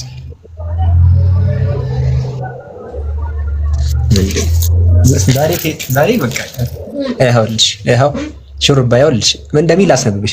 አንደኛ ጢሞቴዎስ ምዕራፍ 2 ቁጥር 9 እና 10 ላይ እንዲሁ ደግሞ ሴቶች አለ በሚገባ ልብስ ከእፍረት ራሳቸውን ከመግዛት ጋር ሰውነታቸውን ይሸፈኑ ነው፣ እግዚአብሔርን እንፈራለን ለሚሉት ሴቶች እንደሚገባ አለ፣ መልካም በማድረግ እንጂ አለ መልካም በሹሩባና አለ አይተሻታል ቃል በሹሩባና በወርቅ ወይም በእንቁ ወይም ዋጋው እጅግ በከበረ ልብስ አይሸለም። ሴት ልጅ ውድ ልብስ መልበስ የለባትም። ውድ ልብስ አትለብስም። ሹሩባን ጨምሮ አሁን ሹሩባ አንዱ ነው። በሹሩባ መስራት የለባትም። ውድ ልብስም ፖዝ ሆነሻል። ፖዝ ሆናለች። ቆይ ትምጣ። እዚህ ያላችሁ ሰዎች ቴሌግራም ቻናል አለ ጆይን በሉ። ከታች የጻፍኩላችሁ ነው። ቴሌግራም ቻናል አለ ጆይን በሉ። ከታች ሊንክ እንትን እየጻፍኩላችሁ ወይ እኔ ወጣች እንዴ? እንዴት ነው ማግኛት ይሻላል? አይ ፎሎ ላረጋት አንድ ሁለት እያልኩኝ እንትን አለኝ አመለጠ። እሺ አይ እየደውሉላት ነበር። እሺ ከታች እሺ እንትን በሉልኝ። ምንድነው ከታች ጆይን በአንድ ደርሳችሁ ነው ቴሌግራም ቻናል ጆይን በሉ ሁላችሁ። በኋላ ቲክቶክ የኔ ራሱ ቀደም ቪዲዮ ለቅቄ ማለት ነው እንትን አለኝ ቲክቶክ ኢንኤሊጂብል ምናምን ያለኝ ነው ቪዲዮ ሰራ። ለዛ አካውንቴም የሆነ ያስፈራል። አንድ ቀን መጥፋቱ አይቀርም። እሺ ያጀማ ከተጠፋፋን እዛ ነው አዲስ አካውንት ሲከፍት ማስቀምጠው ምናምን ነገር እዛ ነው እንትን ብለው። እሺ የለ እንትን ያለብኝ ነው። እሺ ምንድን ያለችን ኮሜንት ላይ አስጨንቀዋት ችግር መዝግባለች። ዋናው ፖይንት ያ ነው መመዝገባው ነው። ሌላ እስቲ ምን አለ ሀሳብ ፎሎ አላረኳትም እኔ እንደዚህ አልጠብኩም ትወጣለች። እንዴት አገኛ እሷ ፎሎ ካላረጋችኝ ደግሞ የባሰ ነው። እሺ ልፈልጋት እስቲ ለማንኛውም በዚህ ጋር በጎን ልፈልጋት ካለች እንዴት ላገኛት እችላለሁ? የለም በቃ እንዴት ላገኛት እችላለሁ? የለም። እስቲ ሌላ ቤዛን ላስገባት። ቤዛ የምትባልም አንዳለች። እስቲ ዝም ብዬ ነው ኢንቫይት አድርጉት። ከታስቼ ነው ቤዛ የትም አትሄጂ ነይ። አመልጠሽ ነበረ ቅድም ነይ። አልፈልግም እኔ እንደዚህ አይነት ዲስከሽን አልፈልግም። ምን ችግር አለው? ሐሳብን ኢትዮጵያውያን እኮ ችግራችሁ እኮ ነው። ኢትዮጵያ ላይ አንዱ ችግር ሐሳብን በነፃነት ማንሸራሸር ይታል። ሃይማኖትን አከብራለሁ እኔ አባት። እኔ ግን እንደዚህ አይነት ዲስከሽን አልፈልግም። እሺ ይቅርታ። በጣም አዲስ ነው። ምን ሆነሽ ነው? ምንድን ነው ችግሩ እንዴ? ምንድን ነው? እሺ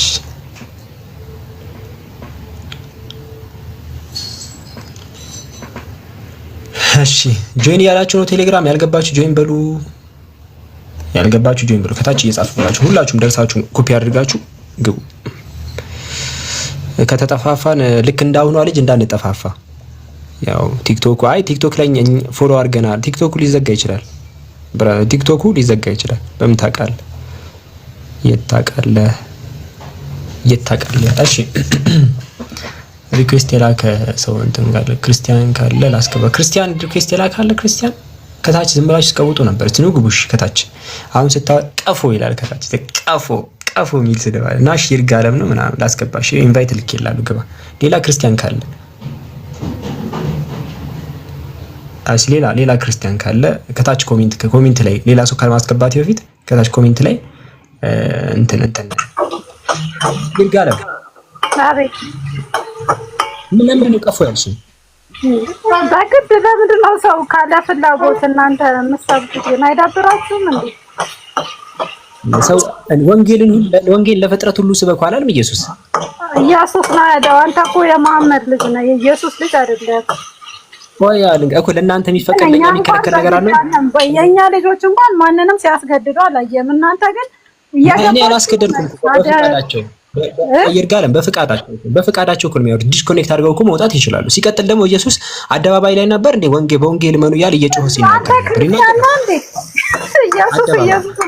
ኢየሱስ በቃ ስብከት አታውቁም ማለት ሳታውቁት እኮ ከፍራችኋል። እንደዛ አይደለም ያልኩሽ ያሉት። አሁን ለእናንተ ትክክል የሆነ ነገር ለእኛ የተሳሳተ ነገር እንዴት ነው? እናንተ በአደባባይ ሲሰብኩ ትክክል ነው፣ እኛ ስንሰብክ ስህተት ነው። እናንተ መንገድ ላይ በአደባባይ ላይ ሲሰብኩ አይተሳካለህ። እኛን የማይወክለንን ነገር አትናገር።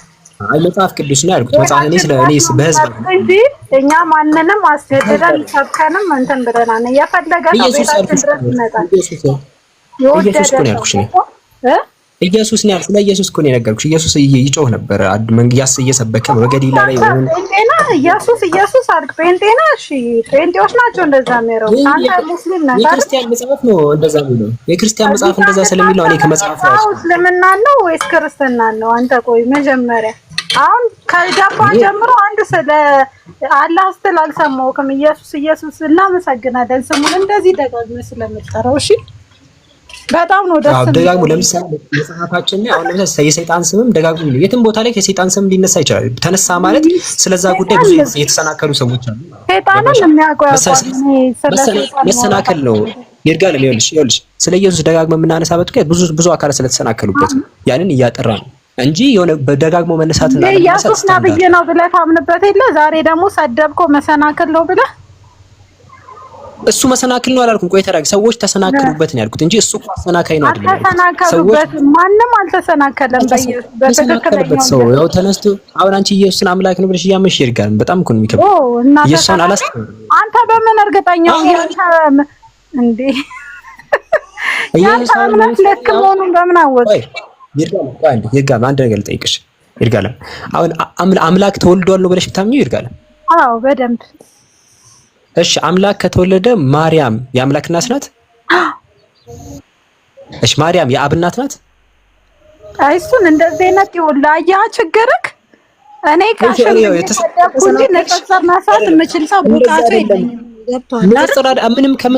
ምንም ማነጻ ጥያቄ ያስገባክ መጭመቅ ነው አንተ እና መሰሎች ስራችሁ። አይደለም ቆይ እኔ እኮ ጥያቄ ሰማኝ ነኝ የሚፈልግ ሰው አንተ ቤት ድረስ መጥቶ ይማር። በቃ አንዴ ችግር ይኸውልሽ ይርጋል ይኸውልሽ እኔ እኮ አሁን ማነጻጸር ማለት አንዱ ከሌላው እኔ እያነጻጸርኩኝ አይደለም። ጀስት ኢየሱስ ላይ ሰዎች ምን ያህል እንደተሰናከሉ ነው ያስረዳዎች። ለምሳሌ አሁን አንቺ ራሱ ማትረጂውን ማትመልሽ ሳይሆን ያንቺ ችግር ሆኖ አይደለም ማትረጂውን አይነት በምን እርግጠኛው ካንተ ይሄ የአብ ማርያም የአብ እናት ነው የሚለውን ነገር ሳትረጂ ነው ክርስቲያን ነሽ። ማርያም የአብ እናት ናት ወይ ክርስቲያናን አላደረጋት የኔ ድክመት እንጂ እሱ እንደዛ የኔ ድክመት ነው። አሁን ብዙ ሙስሊሞችም ሲጠየቁ አናውቅም የሚሉት ድክመታቸው ያለባቸው ይሁን። እኔን አዳምጠኝ። ማወቅ ያለባቸው ፈልገው ራሳቸው ናቸው። ስለማይማሩ እሺ የምታውቂው አሁን ኢየሱስ ላይ ከኢየሱስ ጋር ተያይዞ የምታውቂው ምንድነው? እሱ ነገር ለምሳሌ ኢየሱስ አሁን አንቺ አምላክ ተወልዷል ብለሽ አመንሽ፣ ግን ማርያም ኢየሱስ እናት ናት ባንዴ ተገላገልሽ። እንደዛ አይደለም። ማርያም የአብ እናት ነው። ለማወቅ የኔ ችግር ነው። ገባ? ከሃይማኖቴን ጠንቅቄ ለማወቅ የኔ ድክመት ነው። በቃ እሱ እሺ በቃ ይርጋለም ጦስሽን ይውሰድ። አንቺ ብቻ ኑሪልን። ይኸውልሽ አሁን አንቺ አሁን እሺ ክርስቲያን እንድትሆኝ ያደረገሽን አንድ ነገር ንገሪኝ። እሺ በቃ እንደውም ሁሉም ነገር ገደል ይግባ። እንደውም አንቺ ብቻ ኑሪ እንጂ እኛ መኖርሽ ምንድነው? አንድ ካሽም ያልኩ ይሄ ነገር አናዶኝ ነው። እናንተ እየገባችሁ መጭመቅ ነው ስራችሁ። በቃ እኔ ደግሞ ላንተ እኔ ምን አርክ? ያው ላንቺ አሁን እንዳስረዳሽ ፈልግ ነበር፣ ግን አንቺ ደግሞ አልፈልግም። እነሱ ለምንድነው ክርስቲያን ከገባው ጀምሮ እኮ ስለ እስልምና ብታስተምረኝ አዳምጥ ነበር ቢያንስ። አንተ ግን አይደለም ቆይ የኔ መንገድ ነው ታስተምረው። ቆይ አንዴ እሱን ለብቻ መልስልሻለሁ ለምን እንደዛ እንዳደረኩኝ። አሁን ይርጋለም አንቺ ክርስቲያን ነሽበትን አንድ ብቻ ነገር ማውራት አይጠበቅብኝም። ዝም በይው። እኔ ሎርድ ነው። እሺ ፒስ የምትያካው አትርጂ ይርጋለም ከታች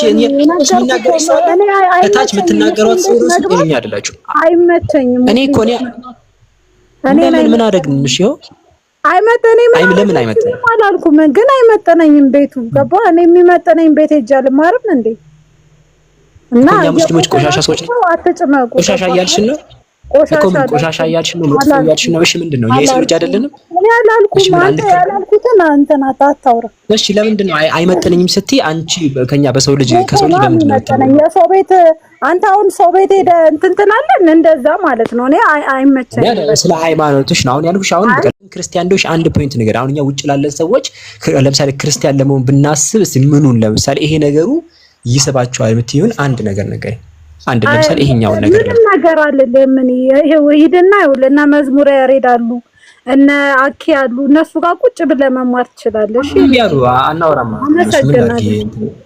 ቆይ አንዴ እንትነች ወጣች። እሺ ያጀማ እሷን ወጣችሁ እንደዛ ነው። አሁን ከታች ያላችሁ ተመሳሳይ ከወጣች በኋላ መልሳለሁ ብዬ ነው አክቹአሊ። እና ለምንድነው ስለ ክርስትና መጀመሪያ ማውራት ያለብን የሚለው ነገር ልንገራችሁ። መጀመሪያ አንድ ሰው ይኸውላችሁ አንድ እስረኛ ማለት ነው። አንድ እስረኛ ከእስር ቤት እንዳያመልጥ ከፈለጋችሁ የምታረጉት ነገር ምንድነው? እስር ቤት ላይ እንዳለ እንዳያቅ ነው የምታረጉት። መጀመሪያ አንድ እስረኛ እስር ቤት ላይ እንዳለ ማያቅ ከሆነ ለማምለጥ አይታገልም። አሁን ክርስትና ላይ ሰዎቹ ሲኖሩ እስር ቤት እንዳሉ አያውቁም። የመጀመሪያ የእናንተ ስራ መሆን ያለበት ክርስትና እስር ቤት መሆኑን በተሳሳተ ሃይማኖት ላይ እንደታሰሩ ማሳየት ነው። አንድ የታሰረ ሰው እስር ቤት እንዳለ ማያቅ ከሆነ እኮ ለማምለጥ አይታገልም። ለምን ይሄዳል? this exactly ለምን እንደዛ ማድረግበት ለምሳሌ ሰው እያመለኩ እንደሆነ የተሳሳተ መጽሐፍ እያመለኩ እንደሆነ እየተከተሉ እንደሆነ መጀመሪያ ልናሳያቸው ግዴታ ነው። the moment ያሉበትን ነገር question ማድረግ ሲጀምሩ የዛኔ አማራጭ ሰጣቸዋል። እስልምናም እኮ አለ ይሄም አለ ብለህ ቀጥለህ ነው የምትናገረው እንጂ ሰውየው አማራጭ ሳይፈልግ በግድ ያማት ማስገደድ ሊባል ነው። ገባህ? ያ ሰውዬ ያለውበት ቦታ ተመችቶኛል ብሎ እያመነ ና በግድ ካለህበት ውጣ ካልከው ማስገደድ ማለት እኮ ይሄ ነው። ነገር ግን ኤከሊት ወይም ደግሞ ኤከሌ ያለህበት ቦታ ዝናብ ያስገባል ቤትክ የቆሸሸ ቤት ነው ከዝናብ ከተለያዩ ነገር አያድንህም ብለስ መጀመሪያ ቤቱ ጉድለት እንዳለበት ልታስረዳው ይገባል። ከዛ በኋላ የተሻለ ቤት እንዳለ ታሳየዋል። ይሄንን ነው እያረክ ያለሁት እንጂ ስለ እስልምና መስበክ ከብዶኝ አይደለም። ግን አንድ ሰው ቤቱ ውብ ነው ብሎ ካመነ ለምን እንትን ይላል? በዚህ አንፃር ነው። እሺ ከተተረዱኝ እንደዛ ለእናንተ ለሙስሊሞች ነው ያስደዋችሁ። እሺ ትሪገር እንዳትሆኑ። እሺ ትላለህ። እሺ ሌላ ሰው እናስገባ ወይ ሰላት ደርሷል? እሺ ክርስቲያን ነኝ አንድ ክርስቲያን የሚል አካውንት እስቲ ላውራ። ክርስቲያን ነኝ የሚል አካውንት ሰላም ነው። ክርስቲያን ነኝ የሚል አካውንት ሄሎ ክርስቲያን ነኝ የሚል አካውንት ወሰላም አለይኩም ኡስታዝ። ምንድነው ክርስቲያን ነህ? አልሰማም እንዴ? ክርስቲያን ነው ወይስ አይደለም? አይሰማም አቡኪ? ይሰማል። ክርስቲያን ነው እያልኩ ነው።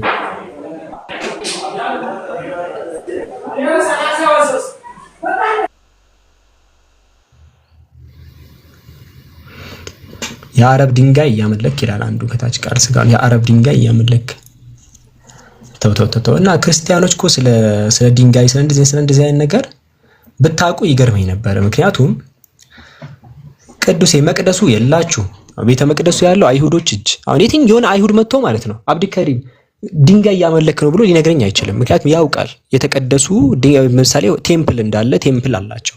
እኛም ደግሞ ቴምፕል አለን። እነሱም ቴምፕሉ ጋር ሲሄዱ አምላክ ነው አንተን ድንጋዩን እንትን እያሉ እንደሆነ ስለሚያውቁ እኛም ድንጋዩን እንትን እያሉ ስለምናውቅ ግን ያው ክርስትና ርቋል ከሃይማኖት። እነ ዳዊት ወደ ቤተ መቅደስ ይሰግዳሉ። ነቢያት ወደ ቤተ መቅደስ ይሰግዱ እንደነበረ አያውቁ።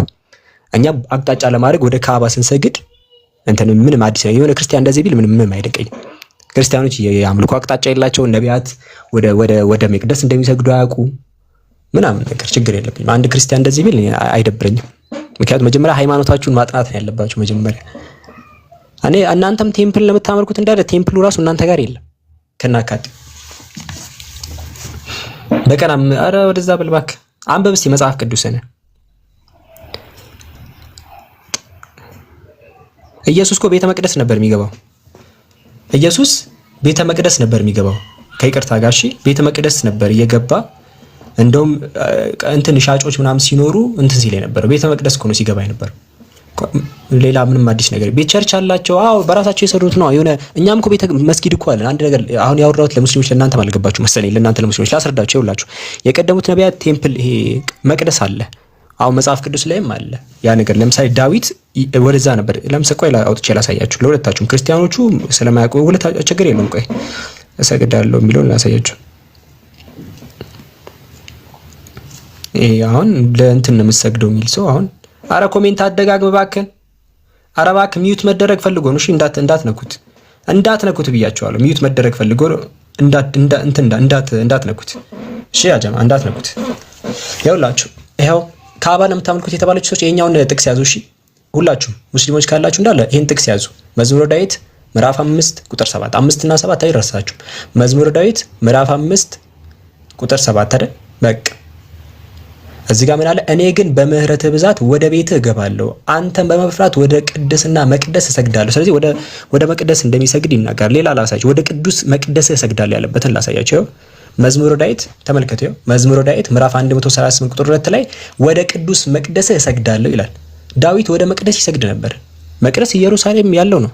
ከክርስቲያኖች እጅ ተወስዶ የለም። ክርስቲያኖች እዛ የነሱ አይሁዶች ያዙት ማለት ነው። እየሄዱ ግድግዳው የሚነኩት አለ አይደል? አይታችሁ አታውቁም? እነ ትራምፕ ምናምን ያለ የአሜሪካ መሪዎች ምናምን እየሄዱ መጀመሪያ ላይ ግድግዳው ጋር ሄደው ከኋላ የሆነች አጭር ኮፍያ ያድርገው ሲሄዱ አይታችሁ አታውቁም? በቃ እሱ ነው ወደ ቴምፕሉ የሚሄዱት። ለዛ ነው ወደ ቤተ መቅደስ ይሰግዳል። የአምላክ ቤተ መቅደስ ነው ያ። አሁን ግን በነብዩ ሰለላሁ ዐለይሂ ወሰለም ጊዜ ደግሞ ነብዩ ሰለላሁ ዐለይሂ ወሰለም መጀመሪያኛ ስንሰግድ የነበረው በነገራችን ላይ ወደ ኢየሩሳሌም እንሰግድ ነበር። ወደዚህ ነበር የምንሰግደው እኛ ራሱ። ከዛ በኋላ ወደ ካዕባ የዞረው። ካዕባም የነቢያት ቴምፕል ነው። ስለዚህ ስለ ቴምፕል ክርስቲያኖች አጠገብ ማውራት አንችልም። አያውቁትም ጠቅላላ ማለት ነው። ነቢያት ቴምፕል እንደነበራቸው አምላክ ያስቀመጠው ቴምፕል እንደነበረ ይሄ ወደዛ አቅጣጫ ስገዱ እንዳለ አያውቁም።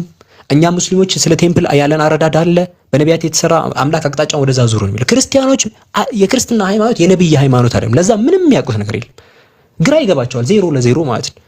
ግን ቸርች ላይ መጨፈር ነው የሚያውቁት። ማንም የማያውቀውን ከበሮ ይዘው ይደልቃሉ። ኦርቶዶክሶቹም በከበሮ ይዘው ማን እንደዛ አይነት አምልኮ እንደነገራቸው አይታወቅም።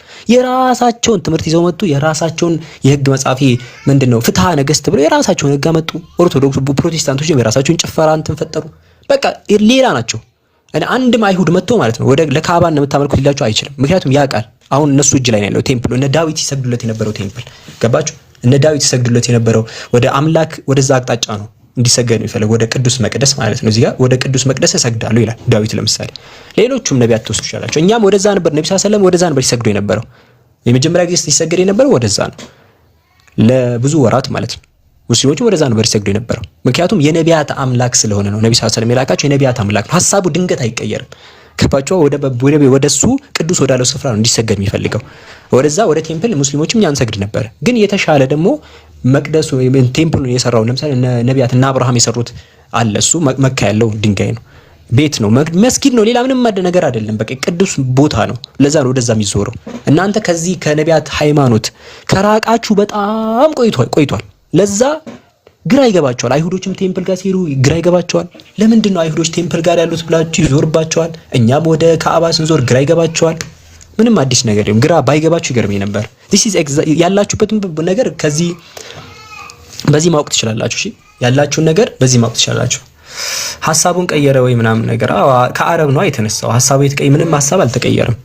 ለምሳሌ መካ ያሉትን አካላት ለምሳሌ ለምን ይሄ ኢየሱስ ጊዜ የነበሩት አካላት ወደ አረቢያ ሂዱ ቢላቸው ያስቸግራል። ነገር ግን የመጨረሻው ነብይ ከአረቢያ ነው የተነሳው። ስለዚህ እዛው አካባቢ ያለ ቴምፕል አለ ነቢያት የሰሩት። ስለዚህ ወደዛ ዙሩ ተባለ። ሌላ ምንም አዲስ ነገር የለም። አሁን ሌላ ነገር የለም። ክርስትና የለውም ቴምፕል የሚባል ዝም ብለህ ተነስተህ በፈለከው ነው። ዛሬ ሰኞ ይነሱና የሆነ ጾም ይጾማሉ። ይነሱና እንትን የሚባል ጾም አለ ብለው ተነስቶ ይጾማሉ። ከዚህ እስከዚህ ቀን የሚጾሙ ይላሉ። ማን አዘዘ? ደስ እንዳለኝ ነው። ይነሱና የሆነ ቸርች ላይ ይነሳሉ። የራሱ ስርዓት አለ። አሁን ቤተክርስቲያን ሲገባ ለምንድን ነው የሚገባው? እንዴት ነው የሚገባው? አያውቁም። ኢየሱስ አድርጎታል፣ አይቶት አያውቁም። አሁን የሚሰሩበት ዲዛይን ይሄ ውስጥ ገብተው የሀገር ስዕል ደርድረው ነው። እንደዛ ኢየሱስ ሲያገ ነበር ወይ? ሲጀመር ኢየሱስ ቤተክርስቲያን ሰርቶ አምልኮ አያውቅም ከናካቴው። ኢየሱስ ራሱ ቤተ መቅደስ ገብቶ ነው የሚያመልከው። ከየት አምጥተውት ራሱ እንደሆነ አይታወቅም። ሁሉ ነገራቸው መጤ ነው። ክብረ በዓላቸው መጤ፣ ይሄ የሚዞሩበት አቅጣጫ መጤ፣ የሚያመልኩበት መንገድ መጤ፣ የሚጾሙት አጿጿው መጤ ሁሉ ነገር ማለት ነው። እዚህ እንደዛ ነው።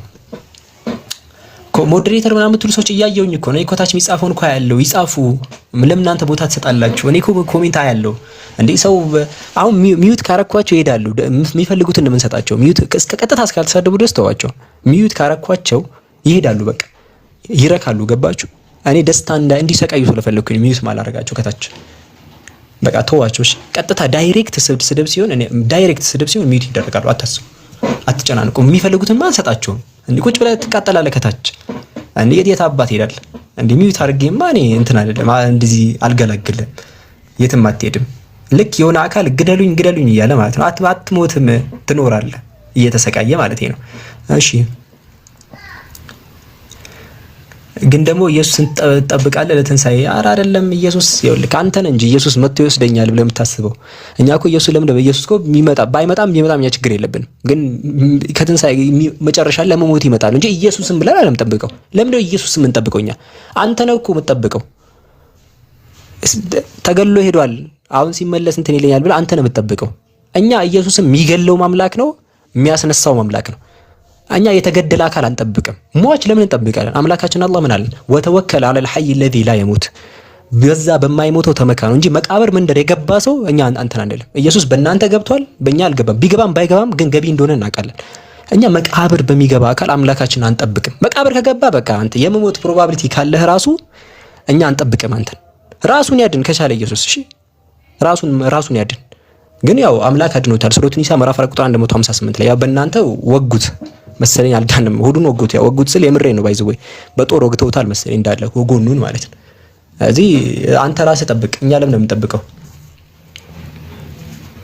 እኛ ለምንድን ነው የምንጠብቀው? ኢየሱስን እንዴ ራሱ ይመጣል ነው እንጂ እኛ ነሰሰሊ ለምን እንደምንጠብቅ መጣ ምንም ይፈጥርልን ለውጥ የለም ለኛ።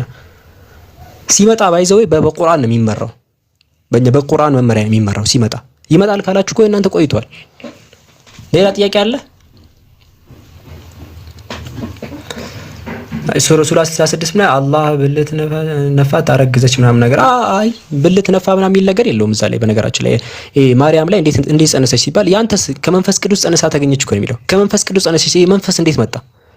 እንዴ ምንድን ብትወራው አምላክ እሺ አዳምን ከፈጠረው በኋላ ምን ከመንፈስ አለበት። ከዛስ ከመንፈሱ ምን አለበት? ሕያው ሆነ ይላል አይደል? መንፈስ ሕያው የሚያደርግ ነገር ነው። ግራ ገብቶ እኮ ነው። አንብብ፣ ተማሩ፣ አትደጋግም አንድን ጽሑፍ። እግዚአብሔር እፍ ብሎበት አይደል አዳም ሕያው የሆነው? ከህይወት እስትንፋስ እፍ አለበት ሕያው ሆነ ይባላል። ይሄን አታውቅም? የህይወት እስትንፋስ እንዳለ ኢዮብ ምዕራፍ 33 ቁጥር 6 ላይ የእግዚአብሔር መንፈስ ፈጠረኛል። የአምላክ በመንፈሱ ነው የሚፈጥረው። ስለዚህ ማርያም ላይ የአምላክ መንፈስ እንትና ላይ ከመንፈስ ጸነሰች። አምላክ በመንፈሱ ይሄ ምንድነው አዲስ የሚሆነው? ቆይ እንዲህ ሰዎቹ ጭራሽ ዞሮባቸዋል እንዴ? ጠቀላላ ምን ሆናል? ጭራሽ ቁርአን ላይ ማርያም በመንፈስ ጸነሰች፣ አምላክ በመንፈስ ጸነሳት እና ታዲያ በመንፈስ ሕያው ሆነ እኮ ነው የሚለው። ከመንፈሱ ነፋበት ሕያው ሆነ ይላል። ያ ምንም አዲስ ነገር የለውም። ብልቷን ቀሚስ አውልቅ ማን ያለ እንደዛ ይልማ ቁርአን ላይ እንደዛ ይልም። ስለዚህ ያሌለ ነገር እንትና ተባለ። ይልቁኑ ግን በኦርቶዶክስ አብ ማለት ነው ማርያምን ወዷት እንደሆነ ታውቃለህ? ስትሬንጅ ነገር ለምን አላሳይም? አብ ወዷት ነው እንትን እንደዚህ እሷን የፈለገ ወዷት ማለት ነው። ሌላ ጉዳይ ውሽ አንተ አትደጋግም። በእናትህ ቃል ስጋ ሆነ ምን ሆናል? አንዴ በቃ ማስረጃ የለም ከተባልክ ማስረጃ የለም ነው። አትደጋግም። ተመለሰልህ አይደል? የለም ቁርአን ላይ በቃ ጨርስ። ይበቃዋል። በቃ አንተ ሌላ ክርስቲያን ጋር እንቀጥላለን። ተመልሶልሃል። እምቢ አደረግክ እንግዲህ። ስለዚህ ሚዩት ትደረጋለህ ማለት ነው። ጨርሰሃል። እኔ ጥያቄያችሁን አስተናግጄ ነው ሚዩት ማድረጋችሁ። ጨረስክ። አሁን በቃ ሌላ ጥያቄ አለ? በስልምና አስተምሮ አጫጭርና